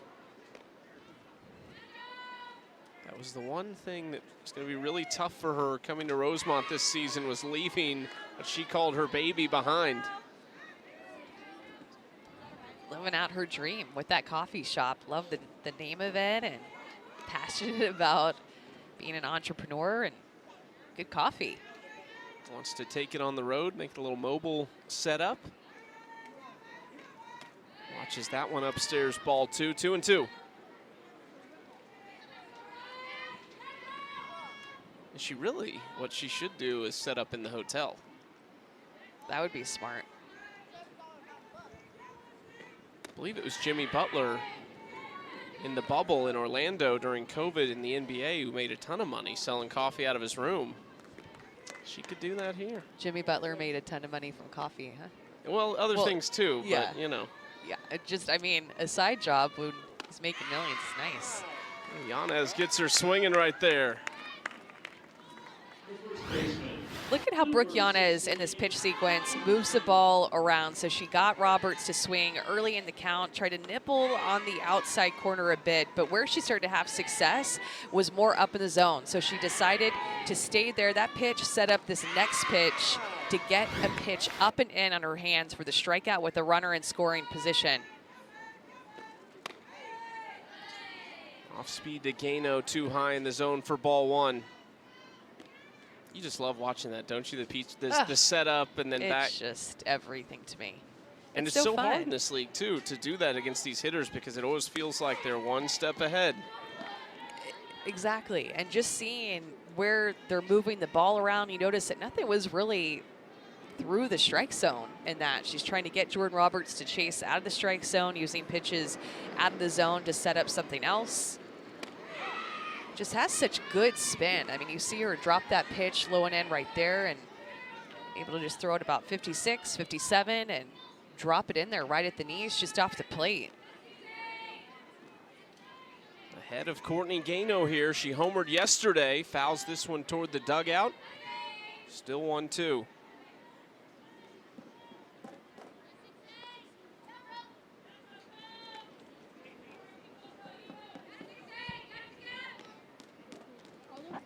Points on the line this inning. Team Warren took the first 30 after they rolled over to the third.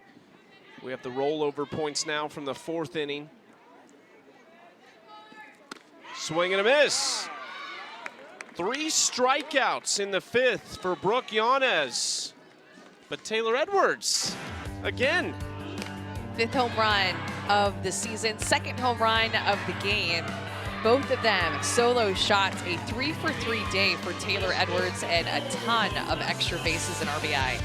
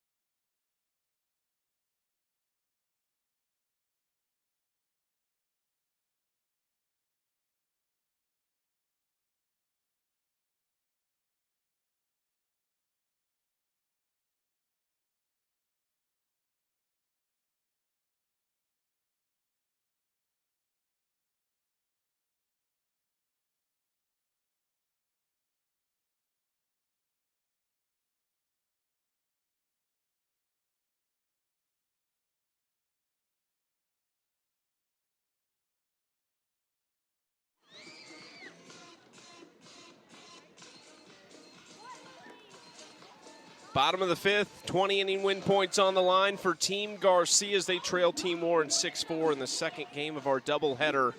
Now, Nashville's the spot to be on Wednesday. The first round of the NHL draft from Bridgestone Arena, 7 Eastern on ESPN and ESPN Plus. John Butchergross and the cast of hockey experts will take you through it. The Blackhawks have the first pick. Be sure to tune in 7 Eastern on ESPN.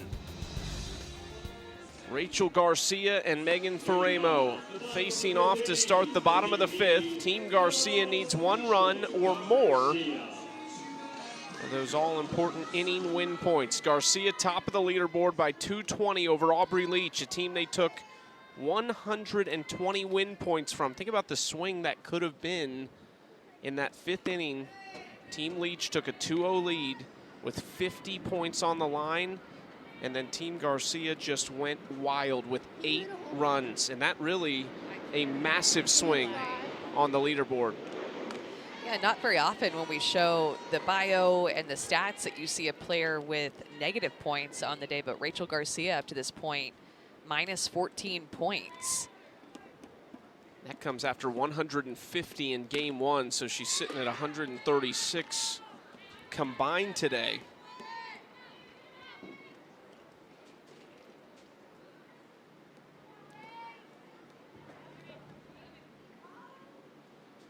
Timeout for Ramo and Roberts now want to talk about it.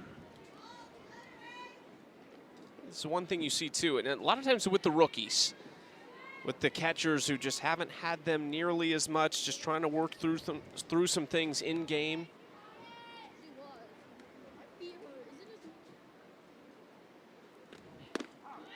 Good spot from Faremo. Yeah, and I think that we've had a lot of timeouts called between pitcher and catcher too, just with every pitch, every inning, every game meaning so much right here on the final approach. No pun intended. Oh, I'm sorry. It's been You've been up here a while. I'm going to be here all day. Yeah, you've been putting in a shift. Maybe another hour or so, probably. These bats just won't cool off. 10 runs in this one, 16 hits. As Rachel Garcia fouls it back. Yeah, 28 hits on the day for Team Garcia. Alicia Ocasio warming up in the Team Warren bullpen. She's one I just hasn't had the season she'd expect, but every time she steps to the plate or into the circle, you expect her to put together a great performance, just because that's what we're used to, and we know how motivated she is. Just seems like she's right there, you know, just so close, especially in the circle. She'll stay busy with Puerto Rico between AUX and the championship season. Another 3-2. And Rachel Garcia wins the UCLA battle there as she walks to lead off the 5th.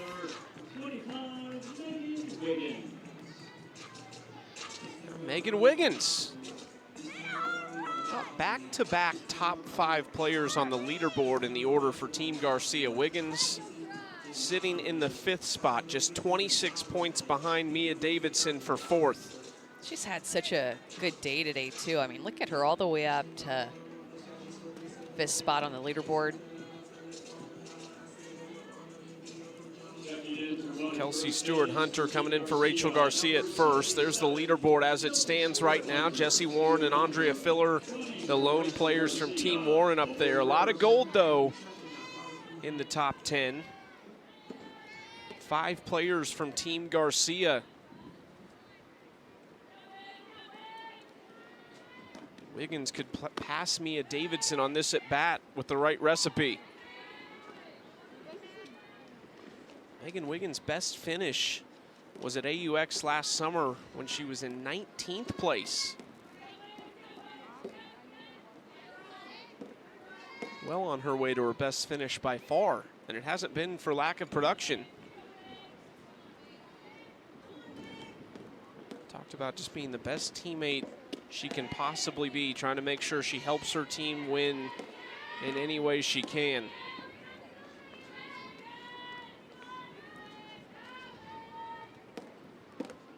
Rachel Garcia was captain in week 1. She drafted 6 of the same players in Series 3. And Megan Wiggins stays busy in the offseason. I mean, she came in this AUX season super in shape, very motivated, confident, but has a lot of things that she does outside of softball, too. Owns her own antique business, buys and sells all kinds of goods, and then worked on a remodeling team in the off season. So she said that helped her stay in shape as well. Next up, the first baseman, number 88. First and second, nobody out here for Nadia Taylor. Back-to-back walks from Faremo.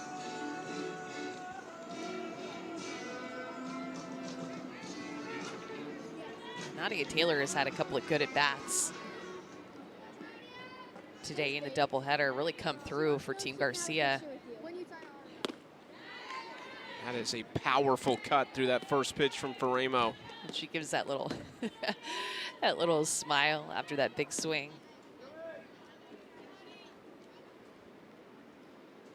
0-1, trying to lay down a bunt. It's almost caught by Roberts. What a catch that would have been.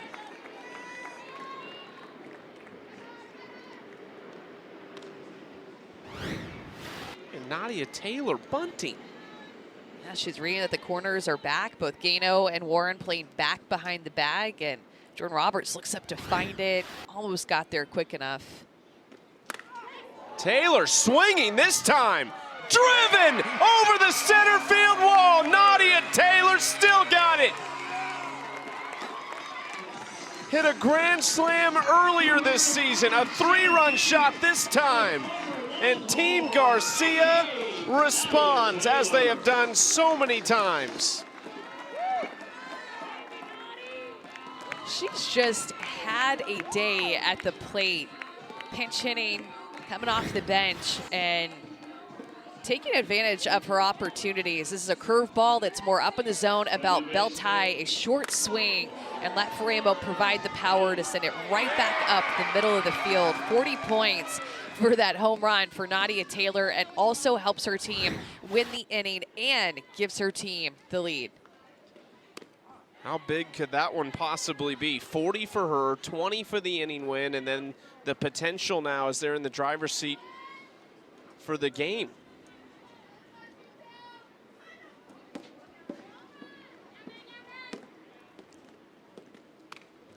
Fouled back by Sis Bates. Let's talk to Abby Ramirez, our star in the stands again. How many times have you seen that from Nadia Taylor? Oh, one too many times, I guess, when you're on the opposite side of it. When she's on your team, you love to see it. But we were actually talking in the stands and didn't recall it. Yeah. Did we call it? Yeah. Yeah, we were saying, I said, hey, I think Nadia might hit a home run here, and then sure enough, she did. So it was fun to see. We were all pretty excited over here. Abby, why did you have that feeling? How did you know? I think just whenever Nadia steps in the box, she's a threat, and she seemed to be seeing the ball well. And, you know, I feel like she was kind of due for one. So, yeah, so, you know, it's pretty fun to see she puts the work in. So it's fun to see it pay it off. Now Team Garcia in front 7-6. These inning win points so important. Abby, our last question for you before we go. We know you guys are all in the same hotel here. Give us some insight into the life of the pro softball player when you're not on the field. It's a lot of fun. I mean, I almost like compare it to like adult summer camp where you're with your friends all summer, and you know, we could go across the hall and play cards. I like to play cards with Michelle Palacios and with Andrea Filler, and I hang out a lot with you know, Courtney Gano. We hang out a lot. All of us do. We were actually out playing basketball the other day, playing knockout in the courtyard over there. So we have fun, get our rest in, but also like to just kind of hang out with each other. And you know, you're never by yourself. That's the best part. Well, we've had you working overtime all day. We're letting you off the hook the rest of the way. Thank you so much. Yeah, absolutely. It was fun. I'm happy to be with you guys. So. Abby Ramirez, our star in the stands. We had her working double time today. The long game earlier today for Team Leach. They've got their doubleheader tomorrow too. She's got to get some rest. This is hitting the left field. Wind still a factor, but caught by Mendez as they retire McClenny. And Savannah is down in the dugout with Nadia Taylor. Thanks, Chucky. Nadia, you are one who gives to the game constantly. I'm in this gold dugout. I can hear you leading the cheers. I hear you keeping the beat with the softball. So how good does it feel when the game gives back to you in that way and you're able to knock one out for your team? I mean, it's awesome. I think I said it in the chair chat. It's all about being selfless. And honestly, I was really trying to sack over because we had no outs. So so really just wanted to have a quality AB and just fighting for these girls every day. Thanks, Nadia. Appreciate it. Thank you. Nadia Taylor, the superstar today. We talked to her in the chair chat, talking to her in the dugout after the big home run. Getting her TV time in. Why bunt if you can hit a home run like that? Not to sound like Kent Murphy is against bunting, but you can hit bombs like that. That's the way to give your team the lead. And Nadia Taylor has just seen the ball big today and really taken advantage of the at-bats that she's had.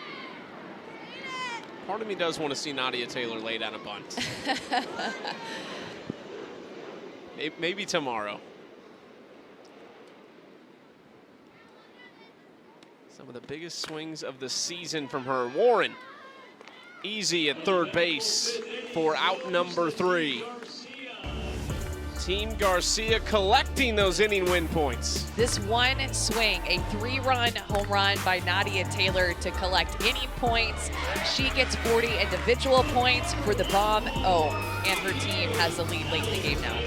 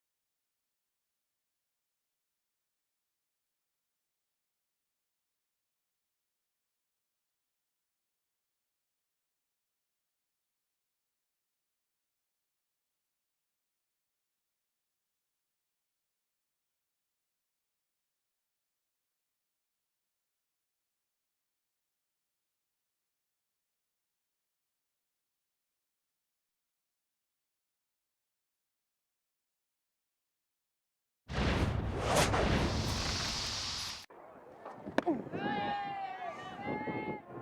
you strike out? Yeah, I definitely do. No, did you? No, no. Bummer. Why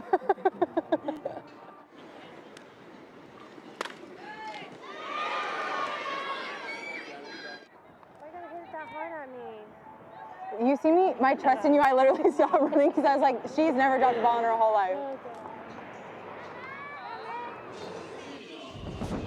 Very rare there. Victoria Hayward kind of got one past Jessie Warren earlier in this game, but love the conversations there that we get the access to at Athletes Unlimited. That Team Garcia is just so over this wind. It's always my least favorite, I think, weather condition to play in was wind. It just doesn't, you just can't escape it. And on the doubleheader day. I think the most unusual thing is sometimes the flags have been blowing up. I mean, it is really swirling.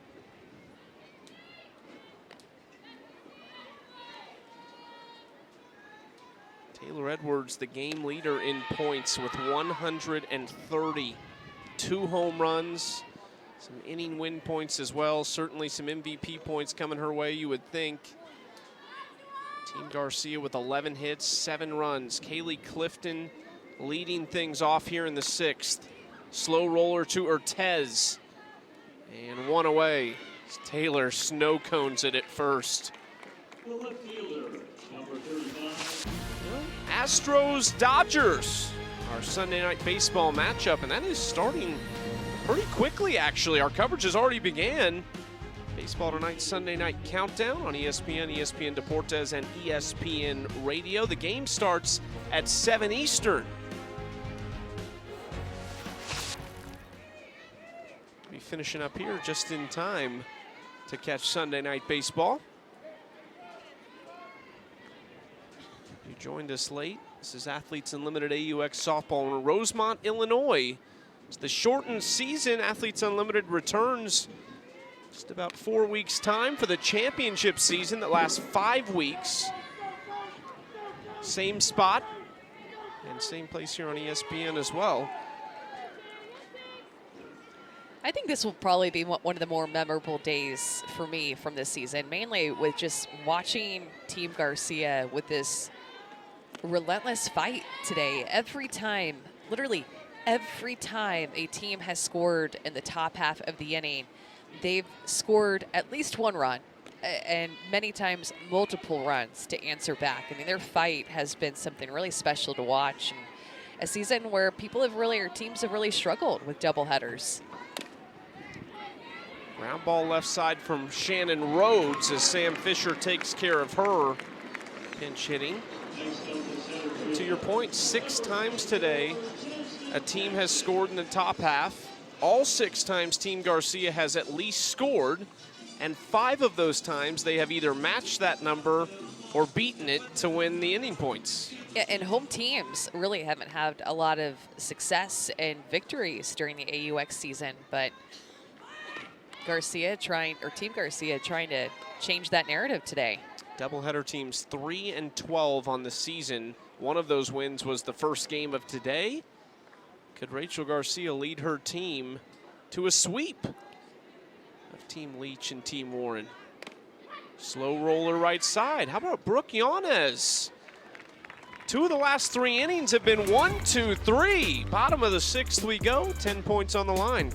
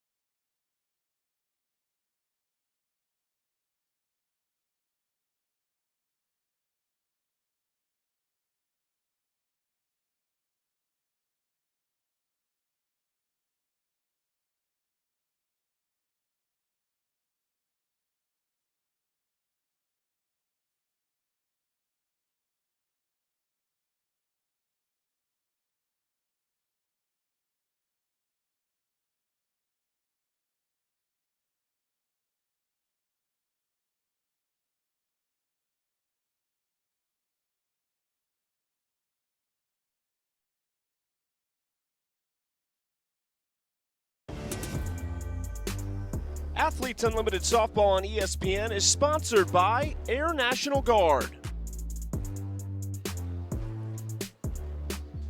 Oh man, what a day it's been. Just a couple games remain. Tuesday night, the final day. Will it be all smiles for Jessie Warren? Can they make a late push? Courtney Gano's career coming to a close in just a couple days. And what a game we've got to close out day 2 of Series 3. 10 inning win points on the line here. Team Garcia has collected 140 win points today. Some rain starting to fall here in Rosemont a little bit, and it's actually brighter than it has been, but some crazy cloud cover all around us. Knew there had to be a rainbow somewhere with the rain and the sun, and we have one just over right field. Yeah, it's just over the freeway out there. You can go track that down? Yeah, see if there's some gold at the end. And I don't mean Team Garcia gold. Okay. I just mean the real gold. You are all about the puns right now.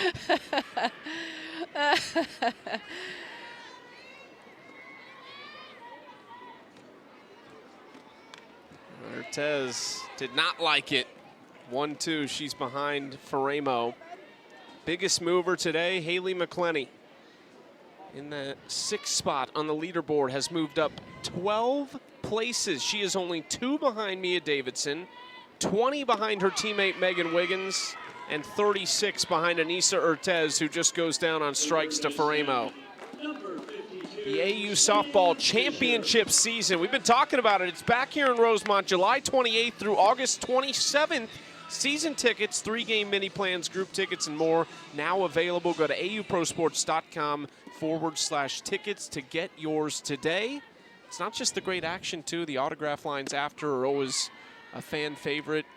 So many more in-venue things that they've got going on, especially during that championship season. It's going to be a lot of fun. We've had great crowds today, especially in that first game. A lot of young teams out here watching the pros as Fisher swings through it.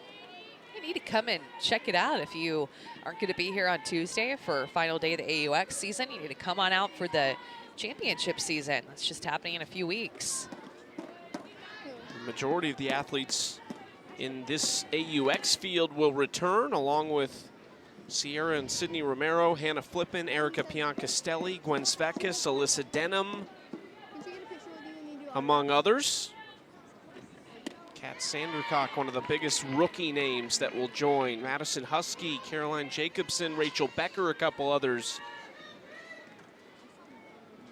Really good field, 60 players in that championship season versus the 42 here, and you get that extra team. So no double headers as Faremo goes back-to-back strikeouts.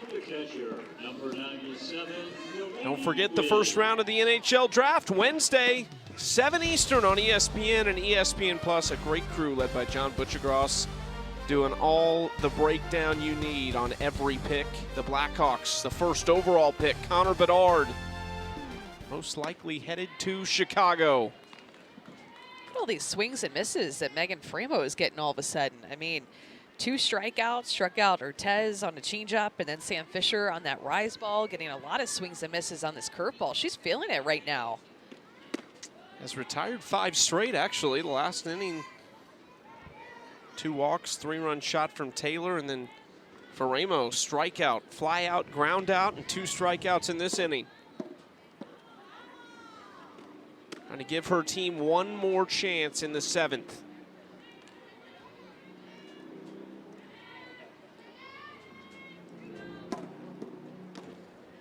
If you are an Aubrey Leach fan, you are a Team Warren fan right now. True. Hit into right field. Vidalis getting a chance. There it is for Tori Vidalis. Normally at first base. Thumbs up from Tori. Well done.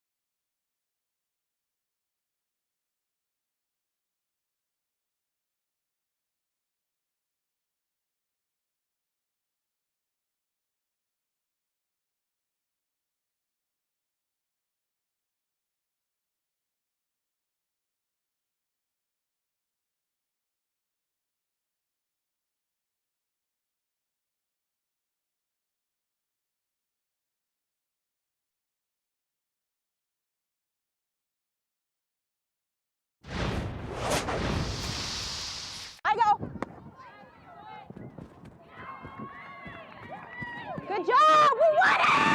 We won the inning! Yeah! Way to stay on the backside! I'm glad I gave you a lesson before this. You did, thanks. Good job, Abby. My bat is yours. It's no longer mine, it's yours. Courtney Gaina already getting her coaching hat on there, giving Taylor Edwards a lesson and a bat, apparently. Yeah, which yours is mine and mine is yours, I think is the mentality of this Team Warren team, and especially Courtney Gaino, who's always a team player. One more game for her on Tuesday night before she hangs them up for good as Taylor Edwards puts this in the air. That's a valuable ball. Everybody wanted that because she has been untouchable at the plate. 3 for 3, 2 home runs and a double. See if Courtney Gano gave her the right words of wisdom for this 4th trip to the plate. Edwards in 13th, just 10 points behind 12th. I mean, one swing of the bat, she could jump 4 spots on the leaderboard to 9th.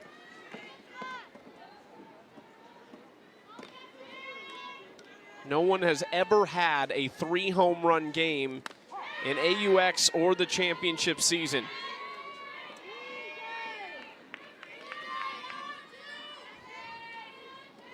Not to mention this game is on the line. 20 inning win points on the line. 50 for the game.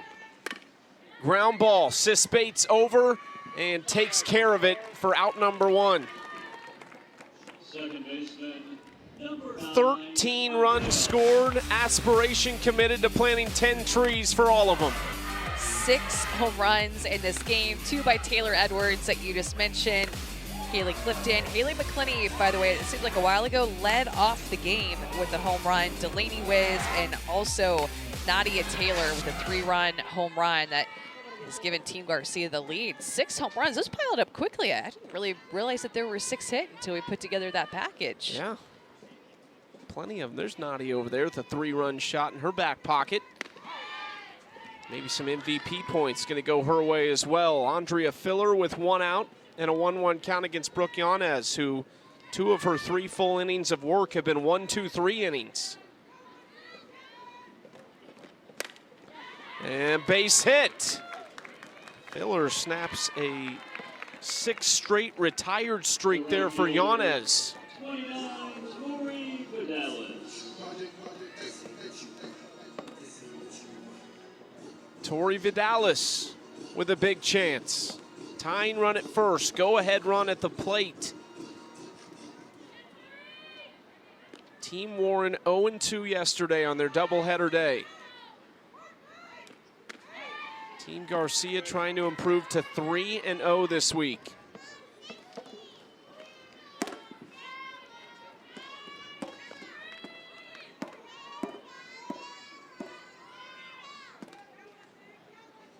Oh, 1. Inside, Vidalis left field. See you later. Tori Vidalis can do it all. A 2-run shot to give Team Warren the lead.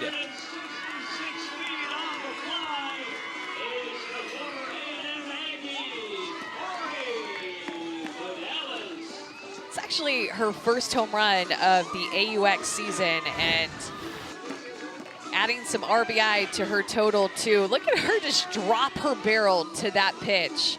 Tori Vidalis, when she's on, has such an effortless swing in her career. I would love to know how many home runs in her career she has hit in the 7th inning, because it has to be so many. Tori Vidalis giving her team back the lead. Big swing right there. Potentially 70 points. Well, for Vidalis, potentially 110 points.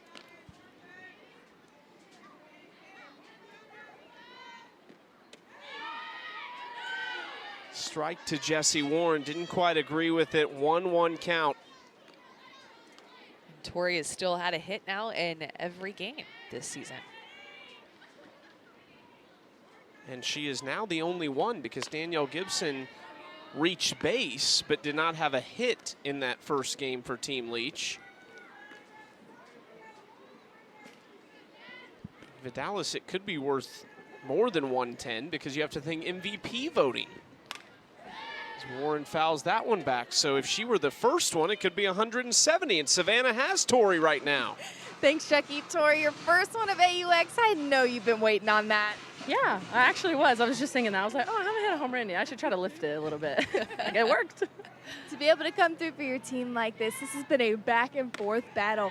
What does it take to be able to stay locked in all the way until the 7th?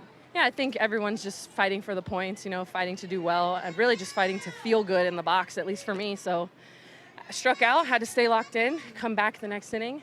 I mean, it's the 7th inning. We were kind of backs against the wall. If we didn't get that, then we were not going to get it. So, and Jesse's keeping us going right here. Hey, it keeps going. Thank you, Tori. Back to you guys. And Jessie Warren stretching it to 2. What a hustle from the captain. Yeah, wasn't satisfied with 10 points. She wanted to stretch that to a double for 20 points. That ball was hit almost 80 miles an hour off of her bat and got on her tez quickly. Ends up going just in between her glove. That was a hard hit ball. Look at Jessie Warren hustle out of the box, turning and rounding first base, just getting under the tag of Sis Bates, who goes to put it on. We talked about the aggressiveness getting ramped up here in Series 3. I mean, I think Jessie Warren, they were out there watching Game 1. They know what Team Garcia has done because they've done it to them in this game, responding every time. That's her thinking, we need more runs right now.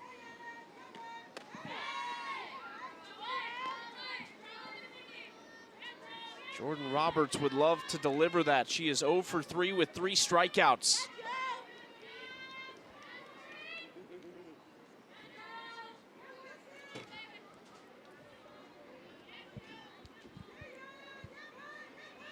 One-two from Yanez, just outside. Said that was going to be 20 points, but that's actually going to go down as an error under Ortez's glove. Warren will wish she had that one, but at the very least would want these win points. Yanez gets Roberts looking. Frustrating day at the plate for Jordan Roberts. Number 68, Courtney Gano. 2 outs now for Brooke Yanez as Courtney Gano steps in. Had an RBI walk back in the 3rd. That's the only time she's reached. 2 strikeouts other than that. Gano swinging first pitch. Fisher across the diamond. Nadia Taylor stabs it, and that'll do it. 2 runs across, though, and big-time points on the line. It's been a back-and-forth game. So much offense in every half inning, and Tori Vidalis saving her home run for the top of the 7th to give Team Warren the lead. Now they just need 3 more outs.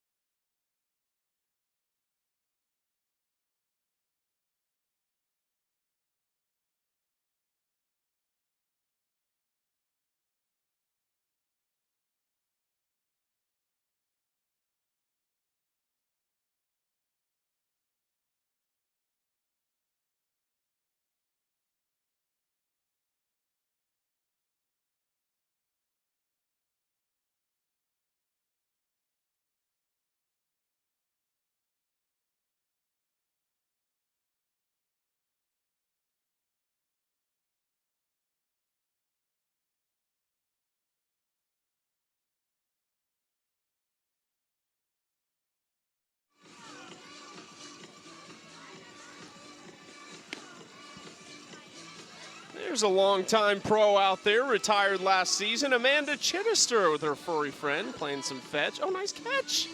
Nice catch. Very well done. She's enjoying herself from the stands this season, watching her fiance, Anissa Ortez, out there today. Tori Vidalis, the biggest swing of this game to give Team Warren an 8-7 lead. But here we go. Team Garcia has allowed the other team to score in 6 innings today.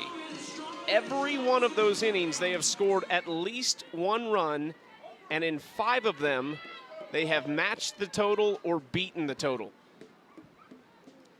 Megan Faramo, can she finish the job? Garcia atop the leaderboard. 248 points separate her and Aubrey Leach. The big thing for Leach is she's got the doubleheader tomorrow. So while that number seems astronomical, Aubrey will have 2 games to do it. I keep saying tomorrow. We have a day off tomorrow. We're back on Tuesday. It's fouled into the bullpen on the right field line. Just want to fast forward to crown a champion. Is what you want to do. You're That's just right. excited to do it. You want it to happen tomorrow, but we do have to wait a day. That will happen on Tuesday. And Rachel Garcia trying to get some more points with this inning, with her at bat. It is a special day. That last day, last year it was Danielle O'Toole. Did she go around Garcia? No.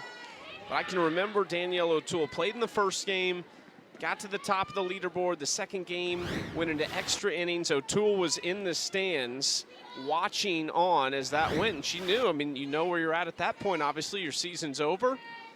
And it came down to the very last pitch. Courtney Gano ending it on a grand slam, kind of helping Danielle O'Toole secure that spot. The interesting part, too, with Danielle is she went into that day and did not start herself. Started Rachel Garcia, said, we asked Danielle about it. She said, I just can't, I don't know any other way to play the game. I just have to do what I would do in any circumstance. Gano trying to beat Garcia and does for the first out.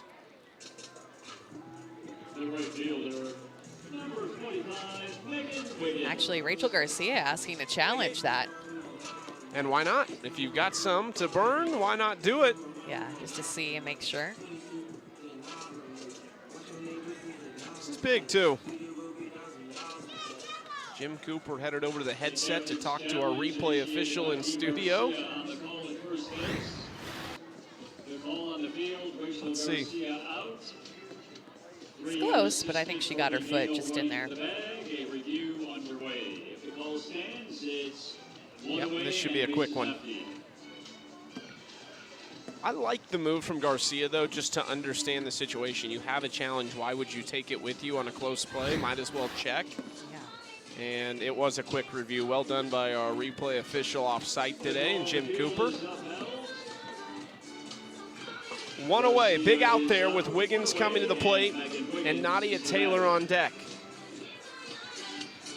Faremo still knows long from over here with these two bats coming up.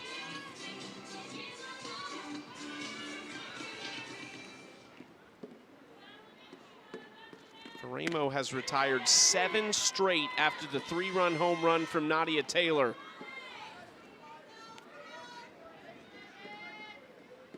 And it could be Nadia with the last chance. Yeah, she kicked it into gear after that home run, and the thing that was the kicker about that home run is that the first 2 had reached versus with a base on balls. So that 3-run home run multiplied with those walks. Talked a lot about the battle between Aubrey Leach and Rachel Garcia, but the gap between first and second is the 248, but after that, it is really close. Megan Wiggins is right there in 4th place. She fouls that straight back. She's just 34 out of 2nd.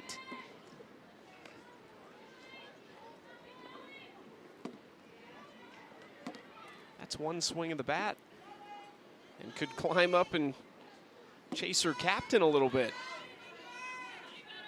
1-2. Big cut. Faremo gets her swinging. And they're going to say foul ball. It was a foul tip, and Roberts unable to hold on to it, so hit the ground. And I thought she squeezed it.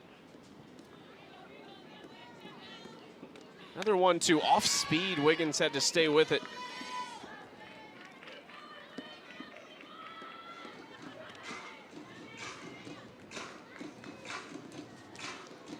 There's Nadia Taylor. 2 for 2, a 3-run home run off Faremo in the 5th inning. Another 1-2 for Wiggins. Off the end of the bat foul. staying on that outside corner and changing speeds. And Wiggins doing a good job of getting rid of several of these pitches. just off the end of her bat. On the left, a rookie. On the right, a 13-year veteran. Stays with it.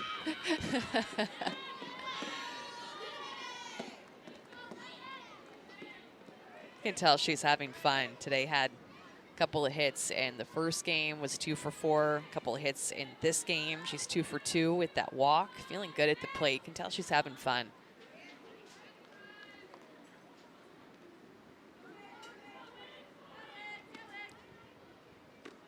Up and in.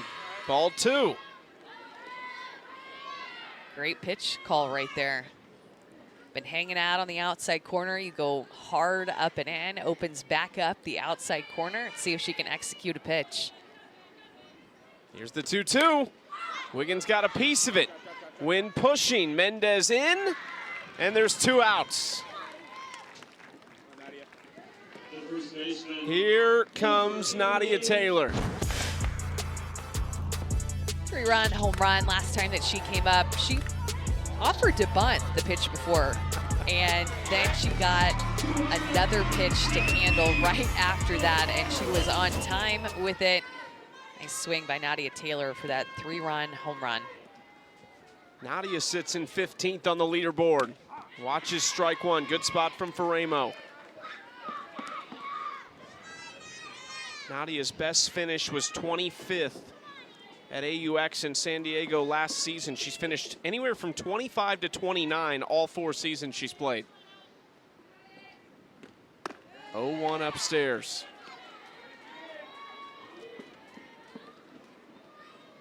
Two home runs from Taylor Edwards, a 2-run shot from Tori Vidalis. Kaylee Clifton had a 2-run shot on the other side. Taylor fouls this one away. McClenny, Wiz, and Nadia for Rachel Garcia's team have all gone long. Yeah, and other than that home run to Nadia Taylor, Megan Faremo just really hasn't given up anything.